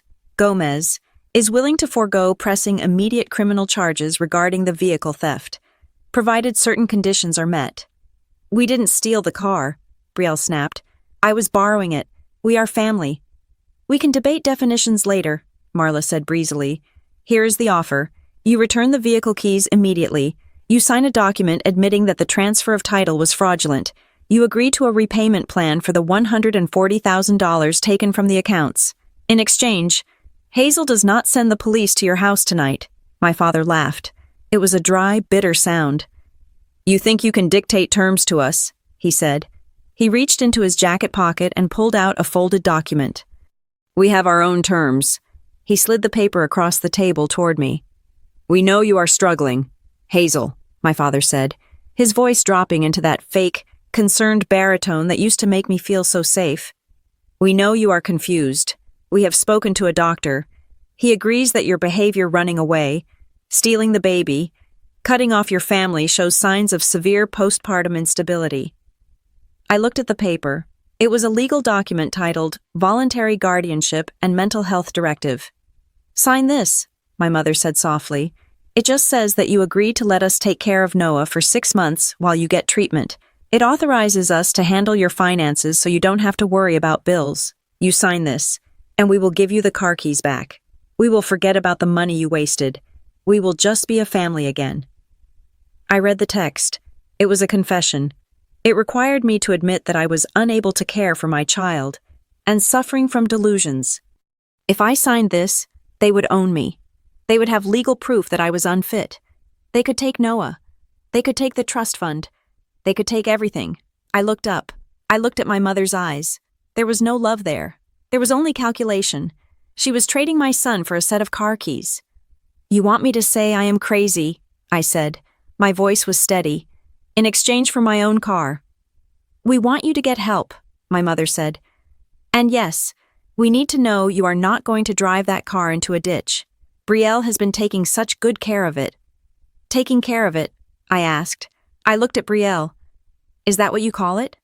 I keep it washed, Brielle said, crossing her arms. I keep the maintenance up. You would have let it rot in the driveway. And the miles? Marla asked, interjecting smoothly. The car has put on 12,000 miles in 6 months. That is a lot of driving for a spin class.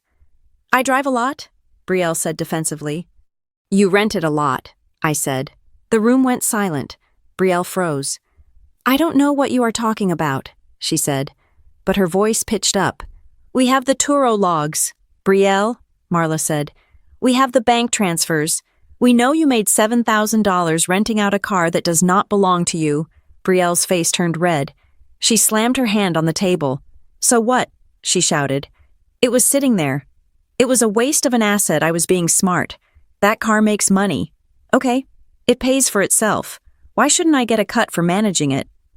Hazel was just sitting in her room crying while I was out there hustling. Click, I heard the soft tap of the stenographer's keys. Marla smiled. It was a tiny, terrifying smile. So you admit, Marla said, that you were using the vehicle for commercial purposes without the owner's consent. You admit you generated revenue from an asset that was not yours. I admit I am smarter than her, Brielle yelled. I admit I used it. It is a family car. Thank you, Marla said. That is admission of unauthorized use and theft by conversion. We have that on record. My father realized what was happening. He saw the stenographer typing. He saw the red light on the digital recorder sitting in the center of the table. Be quiet, Brielle, he hissed. He turned to me. The mask of the concerned father fell away completely. His face twisted into a snarl. Listen to me. Hazel, he said. You think you are clever with your lawyers. You are nothing. You are a broke, unemployed housewife. If you do not sign that paper, if you do not come home today, we are going to sue you for full custody of Noah. On what grounds? Frank asked, leaning back in his chair. Neglect, my father shouted. She dragged an infant through a snowstorm. She is homeless. She has no income. We have money. We have a home. No judge in this state will give a baby to a woman living out of a suitcase who thinks her family is robbing her. We will paint you as a paranoid lunatic. Hazel, we will bring in witnesses. We will drag this out until you are bankrupt and broken. You will never see your son again. My mother nodded, her eyes cold. We will do it. Hazel, don't test us. We know what is best for Noah. I felt the blood drain from my face. It was my worst nightmare spoken aloud. But then I looked at Marla. She was not scared. She looked like she had just been handed a winning lottery ticket. Marla stood up. She picked up the document they had tried to make me sign, the one admitting I was unstable. She held it up. "Let the record show," Marla said, her voice clear and loud for the microphone, "that Robert and Angela Monroe have just threatened to file a frivolous custody lawsuit based on knowingly false claims of neglect, solely for the purpose of coercing my client into signing a fraudulent financial document." My father blinked. "What? That is extortion, Robert," Frank said. "In the state of Pennsylvania, threatening to report someone to authorities or to file a lawsuit to obtain property or financial gain is a felony. It is called theft by extortion. We are negotiating," my father stammered. "No," Marla said. "Negotiating is discussing numbers. What you just did, that was blackmail. You just told a mother that if she does not give you her property and forgive your debt, you will use the court system to take her child." Marla turned to the stenographer. "Janice, did you get that verbatim?" "Every word, Ms. Keene," Janice said. "And the audio, clear as a bell." My mother looked around the room. She looked at the stenographer. She looked at the recorder. She realized, finally, that this was not a dining room. It was a courtroom, and she had just confessed. "You set us up," my mother whispered. "I invited you to talk," Frank said. "You chose to threaten." Marla opened her briefcase. She pulled out a stack of papers. These were the papers she had prepared that morning. "Since you are already here," Marla said, sliding the heavy stack across the table, "consider yourselves served." "What is this?" my father asked, staring at the thick bundle. "That is the civil lawsuit," Marla said, "and buried in there is the temporary restraining order signed by Judge Holloway an hour ago. You are now legally required to stay 500 feet away from Hazel, Noah, and this property, which means, technically, you are currently violating a court order." Marla checked her watch. "I will give you 3 minutes to leave before I call the sheriff to enforce the order." My father stood up so fast his chair tipped over. He looked at the papers. He looked at me. His face was purple with rage, but beneath the rage was terror. He knew he had walked into a bear trap. "You are making a mistake. Hazel," he spat. "You are going to need us one day, and we won't be there." "That is the plan," I said. I looked him in the eye. "I don't need you," I said. "I need my money. I need my car, and I need you to leave." "Let's go," my mother said, grabbing Brielle's arm. Brielle was staring at me, her mouth open, her sunglasses askew. "But my income," Brielle muttered. "The rental." "Move," my father shouted. They scrambled out of the room. The heavy doors slammed shut behind them, leaving a ringing silence in their wake. I let out a breath that felt like it had been stuck in my chest for 20 years. My hands were still shaking, but not from fear, from the adrenaline of the kill. Frank picked up his teacup. He took a sip. "Well," he said, "that went better than expected." Marla turned to the stenographer. "Janice, I want that transcript expedited. I want a certified copy on my desk by tomorrow morning." "You got it," Janice said. "Why was that better?" I asked. "They threatened to take Noah." "They threatened him," Marla said. "But in doing so, they gave us the ultimate shield. A judge will never grant them custody now. We have them on tape admitting that the custody suit would be a weapon, not a necessity. They admitted they were using Noah as leverage." "And Brielle admitted the fraud," Jonah said, stepping out from the side room where he had been listening. "She admitted the car was an asset she was monetizing. That destroys her claim that she was just holding the keys for you." "They walked in here thinking they were wolves," Frank said, a small, satisfied smile playing on his lips. "They didn't realize they were walking into a taxidermy shop." I looked at the empty chairs where my parents had sat. I looked at the paper they wanted me to sign, the one that would have labeled me broken. I reached out, picked up the paper, and tore it in half.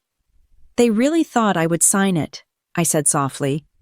"They really thought I was that weak." "They were looking for the girl they raised," Frank said. They did not expect to meet the woman you have become. I stood up. I felt taller. I felt solid. Marla, I said, add the extortion count to the lawsuit. Already typing it, she said. And make sure the police get a copy of the transcript, I added. I want Detective Vance to hear my father threaten to kidnap my son. Consider it done, Marla said. I walked to the window and watched their cars speed away down the long driveway. They were driving fast, reckless, running from the ruin they had brought upon themselves. They had left in a fury, screaming and threatening, but they had left behind something much more valuable than their pride. They had left me the truth, recorded and notarized, and with that truth, I was going to bury them.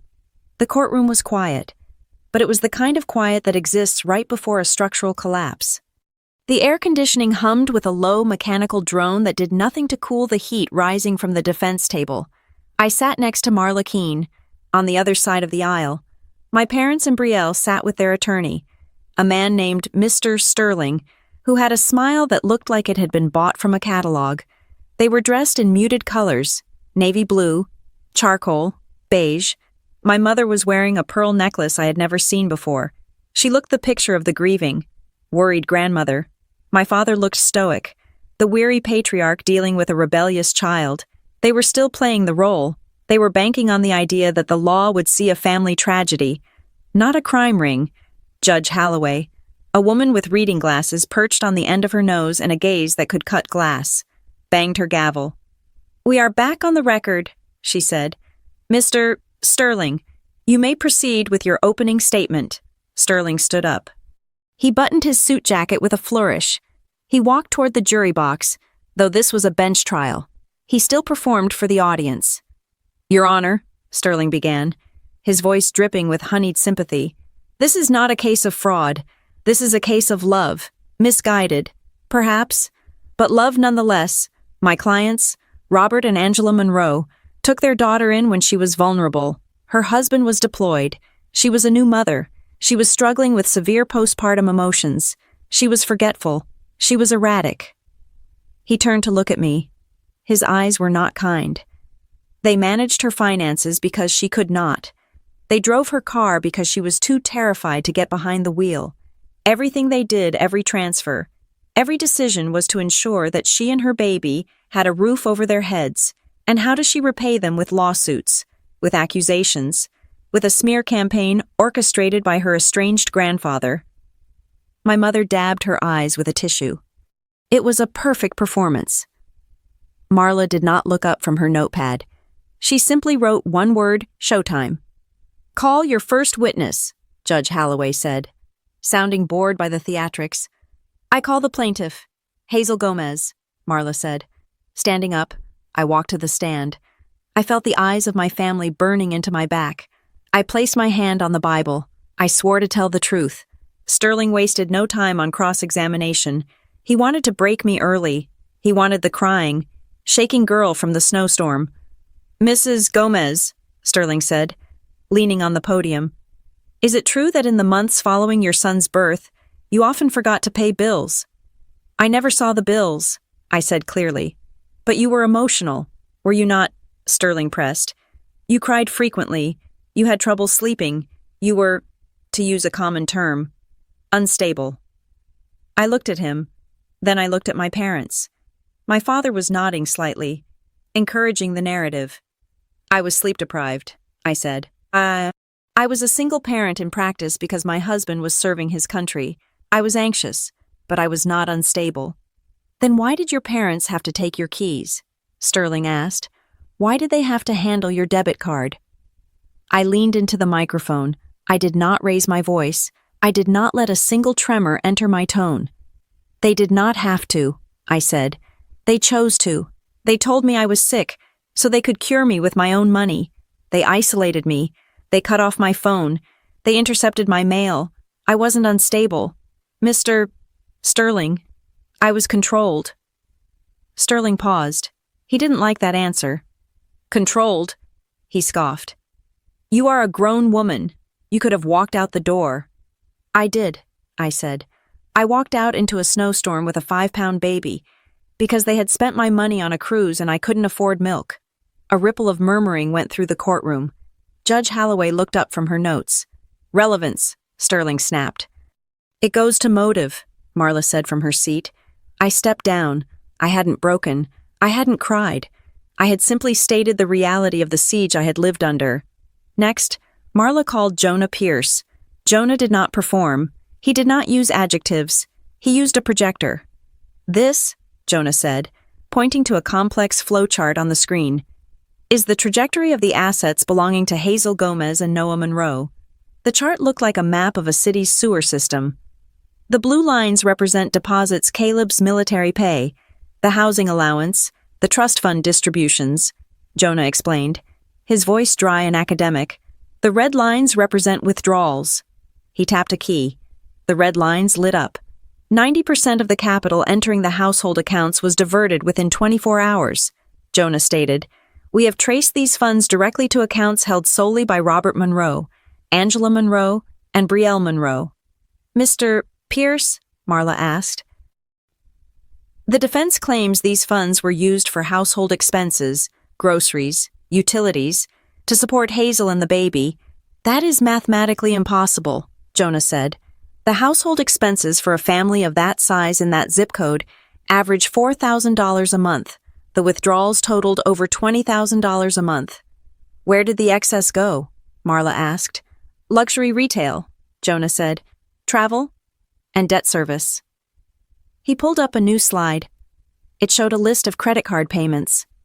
These payments were made to cards opened in Mrs. Gomez's name, without her IP address ever logging into the accounts. The purchases on these cards include a $7,000 kitchen renovation, a $3,000 handbag, and a 10-day Mediterranean cruise. The courtroom was silent. My parents were not looking at the jury anymore. They were looking at the screen, their faces pale.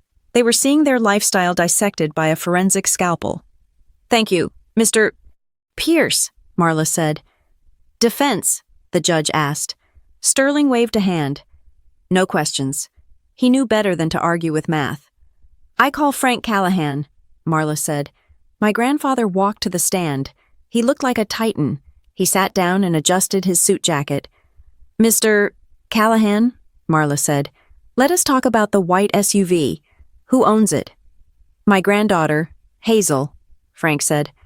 And yet, Marla said, holding up a piece of paper, the Department of Motor Vehicles has a record of a title transfer to Brielle Monroe, dated October 14th. That document is a nullity, Frank said. Why is that? Frank pulled a document from his inside pocket. He put on his reading glasses. When I gifted the vehicle to Hazel, Frank said, his voice resonating against the wood paneling, I included a restrictive covenant in the bill of sale. It is a clause I use for all family gifts to protect the assets from unforeseen predatory behavior. He looked directly at my father. The clause states that the vehicle is held in a constructive trust with Hazel Gomez as the sole beneficiary. It cannot be sold, transferred, or encumbered without the express written consent of the grantor me. I never gave that consent. Therefore, the transfer to Brielle is not just void, it is evidence of theft. Sterling jumped up. Objection. This implies criminal intent. It proves criminal intent, Frank corrected him calmly. Overruled, Judge Holloway said. Sit down. Mr. Sterling, Marla smiled. One last witness, Your Honor. I call Brielle Monroe. Brielle stood up.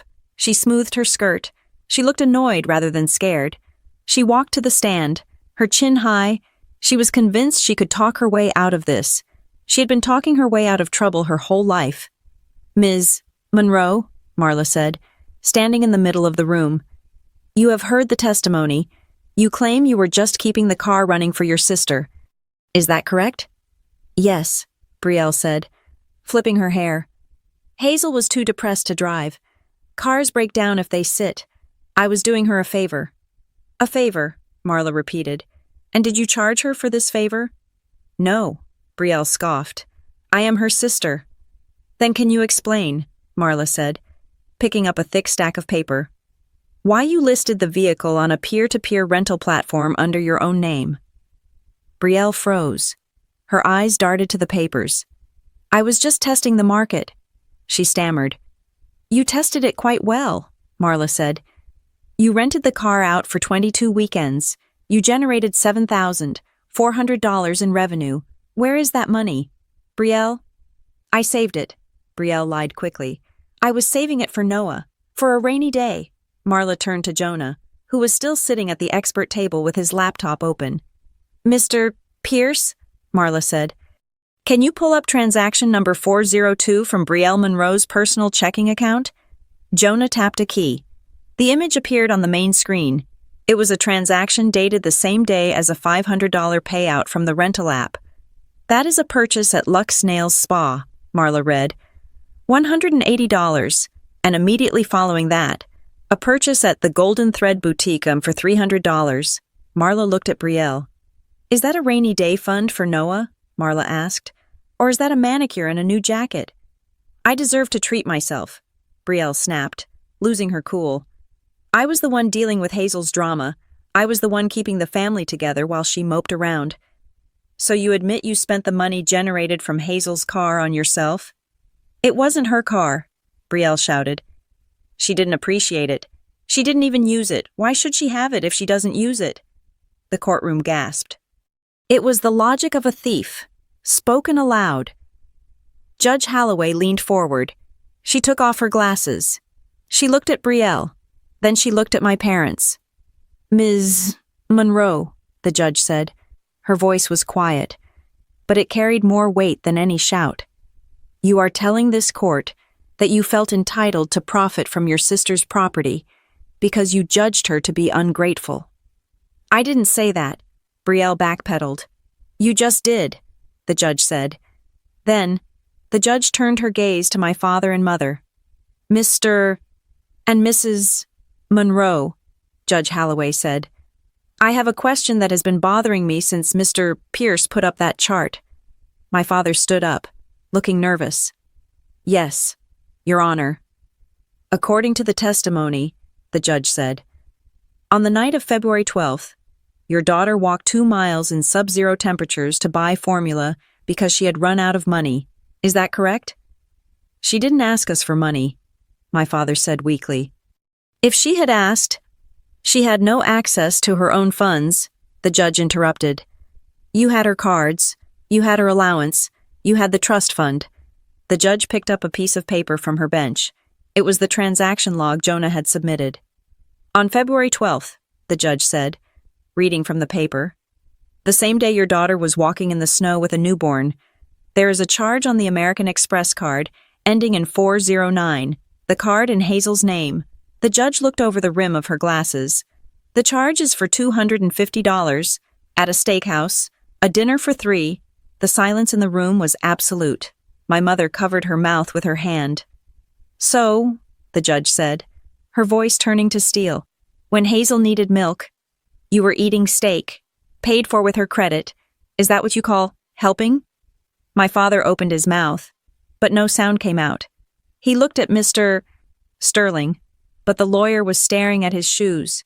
There was no defense for that. It was visceral, it was cruel, and it was undeniable. I have heard enough, Judge Holloway said.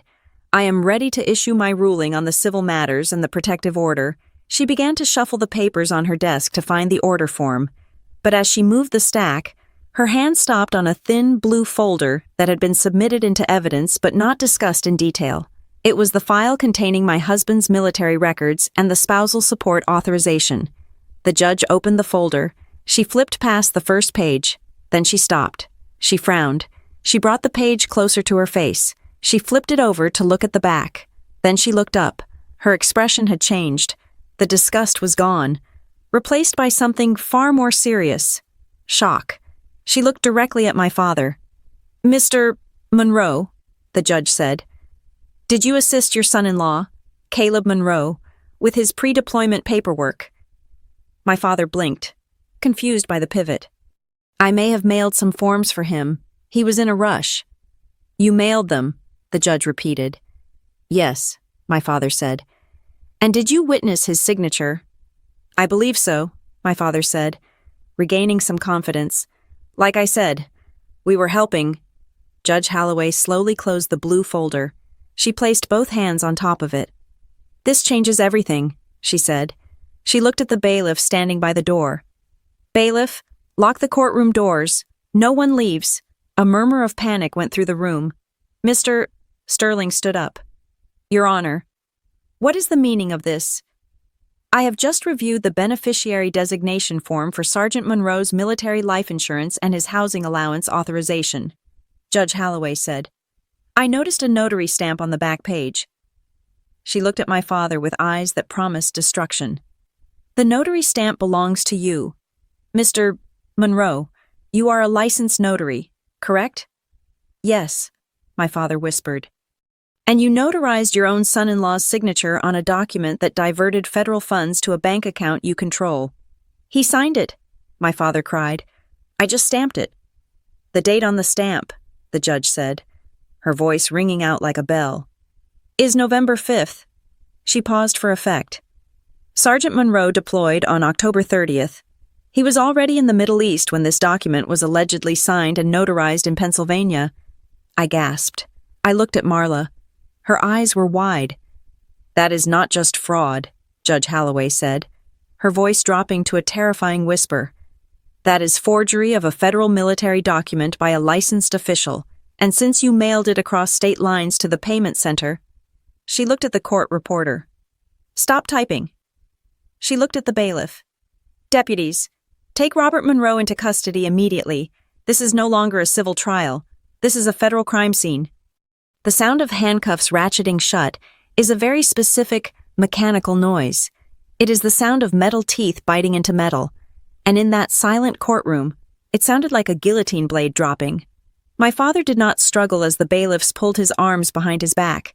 He looked stunned, his mouth opening and closing like a fish on a dock. He looked at Mr. Sterling, his lawyer, but Sterling had stepped away from the table, putting physical distance between himself and a client who had just been caught committing a federal crime on the record. My mother was not looking at my father. She was looking at the judge, her eyes wide with a terror that had nothing to do with her husband's freedom and everything to do with her own survival. "Robert Monroe is remanded to custody pending a federal arraignment," Judge Holloway said, her voice cutting through the shock in the room. "The court will forward the transcript and the evidence to the United States Attorney's Office. But we still have the civil matter to conclude." She turned her gaze back to the defense table, where my mother and Brielle sat alone, looking small and exposed. "Angela Monroe, Brielle Monroe," the judge said, "I am issuing a final judgment in favor of the plaintiff, Hazel Gomez." The judge picked up her pen. The scratching sound it made on the paper was the only noise in the room. "I am ordering the immediate return of the vehicle to Mrs. Gomez. The fraudulent title transfer is hereby vacated. I am also ordering full restitution of the $142,680 misappropriated from the plaintiff's accounts. To this, I am adding statutory interest and punitive damages for financial fraud and coercive control, bringing the total judgment to $250,000, my mother gasped. "We do not have that kind of cash liquid. We spent it on the house." "Then you will sell the house," Judge Holloway said coldly. "You have 30 days to satisfy the judgment before the sheriff begins seizing assets." The judge turned to me. Her face softened. Just a fraction. "Mrs. Gomez, I am granting your request for a permanent protective order. Neither your parents nor your sister may come within 500 feet of you, your son, or your residence. Any violation of this order will result in immediate arrest. Do you understand?" "Yes, Your Honor," I said. "And finally," the judge said, looking at Brielle, "the court is forwarding the evidence regarding the car rental scheme to the State Tax Board and the Insurance Commissioner. You were operating an unlicensed commercial rental business using a vehicle you did not own. I suspect they will have their own questions for you." Brielle put her head in her hands. The influencer who wanted to be famous was finally getting attention, but it was not the kind she wanted.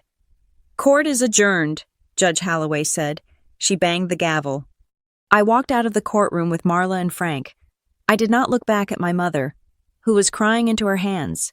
I did not look back at my father being led out the side door by the marshals. I walked out into the sunlight. The air was cold, but it felt clean. It felt like my own air. The aftermath came swiftly, like a landslide, because the fraud involved military documents. The investigation into my father went deep. They found more than just the forged insurance form. They found that he had been claiming me as a dependent on his own tax returns for years without my knowledge. He was facing significant prison time. My mother tried to play the victim in the community, but the police report and the court transcript leaked. In our suburban town, reputation was currency, and hers was bankrupt. The neighbors who used to come over for wine nights stopped inviting her. The charity board she sat on asked for her resignation. To pay the judgment, they had to list the estate. The house with the heated floors and the 6 bedrooms, the house where they had built my prison, went on the market. It sold quickly, but the proceeds went straight to the court to pay me back. My mother had to move into a small 2-bedroom apartment on the other side of town. Brielle fared no better. The luxe life she curated online crumbled. When the rental app banned her for fraud and the state tax board audited her for the unreported income, she had to sell her designer handbags to pay the fines. She had to get a job as a receptionist at a dental office, where she couldn't check her phone every 5 minutes. I heard from a mutual friend that she told people I had ruined her. I didn't ruin her. I just turned on the lights. A week after the trial, I was sitting in Frank's study. The check from the court settlement lay on the desk. It was enough to restart my life. It was enough to buy a house. "You know," Frank said, pouring 2 cups of tea, "I have one more thing for you." He opened a drawer and pulled out a thick leather binder. "When I gave you that car," Frank said, "I knew your parents would try to control it. That is why I kept the lien on it, but I also knew that a car is a depreciating asset. It loses value every day." He slid the binder toward me. "The real gift was never the car. Hazel, the car was a test. I wanted to see if you would fight for what was yours. And you did." I opened the binder. It was a trust document, but it was different from the small one they had raided. "This is a generation skipping trust," Frank explained. "I set it up the day Noah was born. It contains a portfolio of blue-chip stocks and bonds. It is completely shielded from anyone but you and, eventually, Noah. Your parents could not have touched this even if they had your signature. It is ironclad." I looked at the valuation. It was not $50,000. It was 10 times that. "Grandpa," I choked out. This is freedom," Frank said. "This is, nobody can ever tell you to walk in the snow again money, but you do not get full access to the principal for 10 years. The dividends will pay for Noah's education and your housing. The rest grows." He looked at me with pride. "You learned the hard way that family is not about blood. It is about loyalty.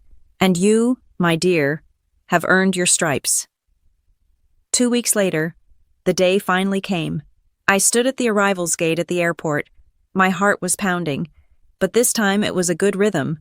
I was holding Noah, who was wearing a little camouflage jacket. The doors opened, passengers streamed out, and then I saw him. Caleb looked tired. His uniform was dusty. He had a new scar on his chin. But when he saw me, his face lit up with a brightness that outshone the airport lights. "Hazel." He dropped his duffel bag and ran. I met him halfway. He wrapped his arms around us, burying his face in my neck, then in Noah's stomach. He smelled like sand and airplane fuel and home. "I missed you," he whispered. "I missed you so much." We stood there for a long time, ignoring the people flowing around us. When he finally pulled back, he looked at me. He looked at my eyes. He saw that the fear was gone. "Ready to go home?" he asked. "Which home?" I teased. "Our home," he said. "The one they can't touch." We walked out to the parking garage. The white SUV was parked there. It had been detailed. The scratches Brielle had put on it were buffed out.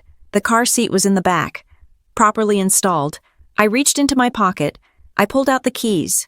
For months, these keys had been the symbol of my captivity. They were the thing I wasn't allowed to have. They were the carrot my parents dangled to make me dance. I looked at them. Then I looked at Caleb. "You drive," I said, holding them out. "I want to sit in the back with Noah." Caleb shook his head. He gently closed my fingers around the fob. "No," he said softly. "You drive. You earned this ride." I smiled. I walked to the driver's side. I opened the door. I sat in the seat that was finely adjusted to my height. Not Brielle's. I put my hands on the wheel. I started the engine. The dashboard lit up. The gas tank was full. I looked in the rearview mirror. I saw my husband. Safe. I saw my son. Sleeping peacefully. I thought about my parents in their empty apartment. I thought about Brielle answering phones. I thought about the snow on the side of the road. I put the car in gear. Revenge. I realized as I pulled out of the garage and into the sunlight, isn't about burning their house down. It isn't about screaming or fighting. Revenge is simply being happy without them. It is succeeding in spite of them. It is taking the bricks they threw at you and building a fortress they are not allowed to enter. I merged onto the highway, heading toward our new rental house, toward the future, toward peace. They tried to steer me off a cliff, but I was the one behind the wheel now. And they can't drive my life anymore. Thank you so much for listening to this story of justice and reclaiming one's life. I would love to know where you are tuning in from today. So please leave a comment down below with your city or country. It is always amazing to see how far these stories travel. If you enjoyed seeing Hazel take back her power, please make sure to subscribe to the Lyra Revenge Stories channel. Hit that like button and smash the hype button to help this story get recommended to more people who might need to hear it. Stay strong, and I will see you in the next video.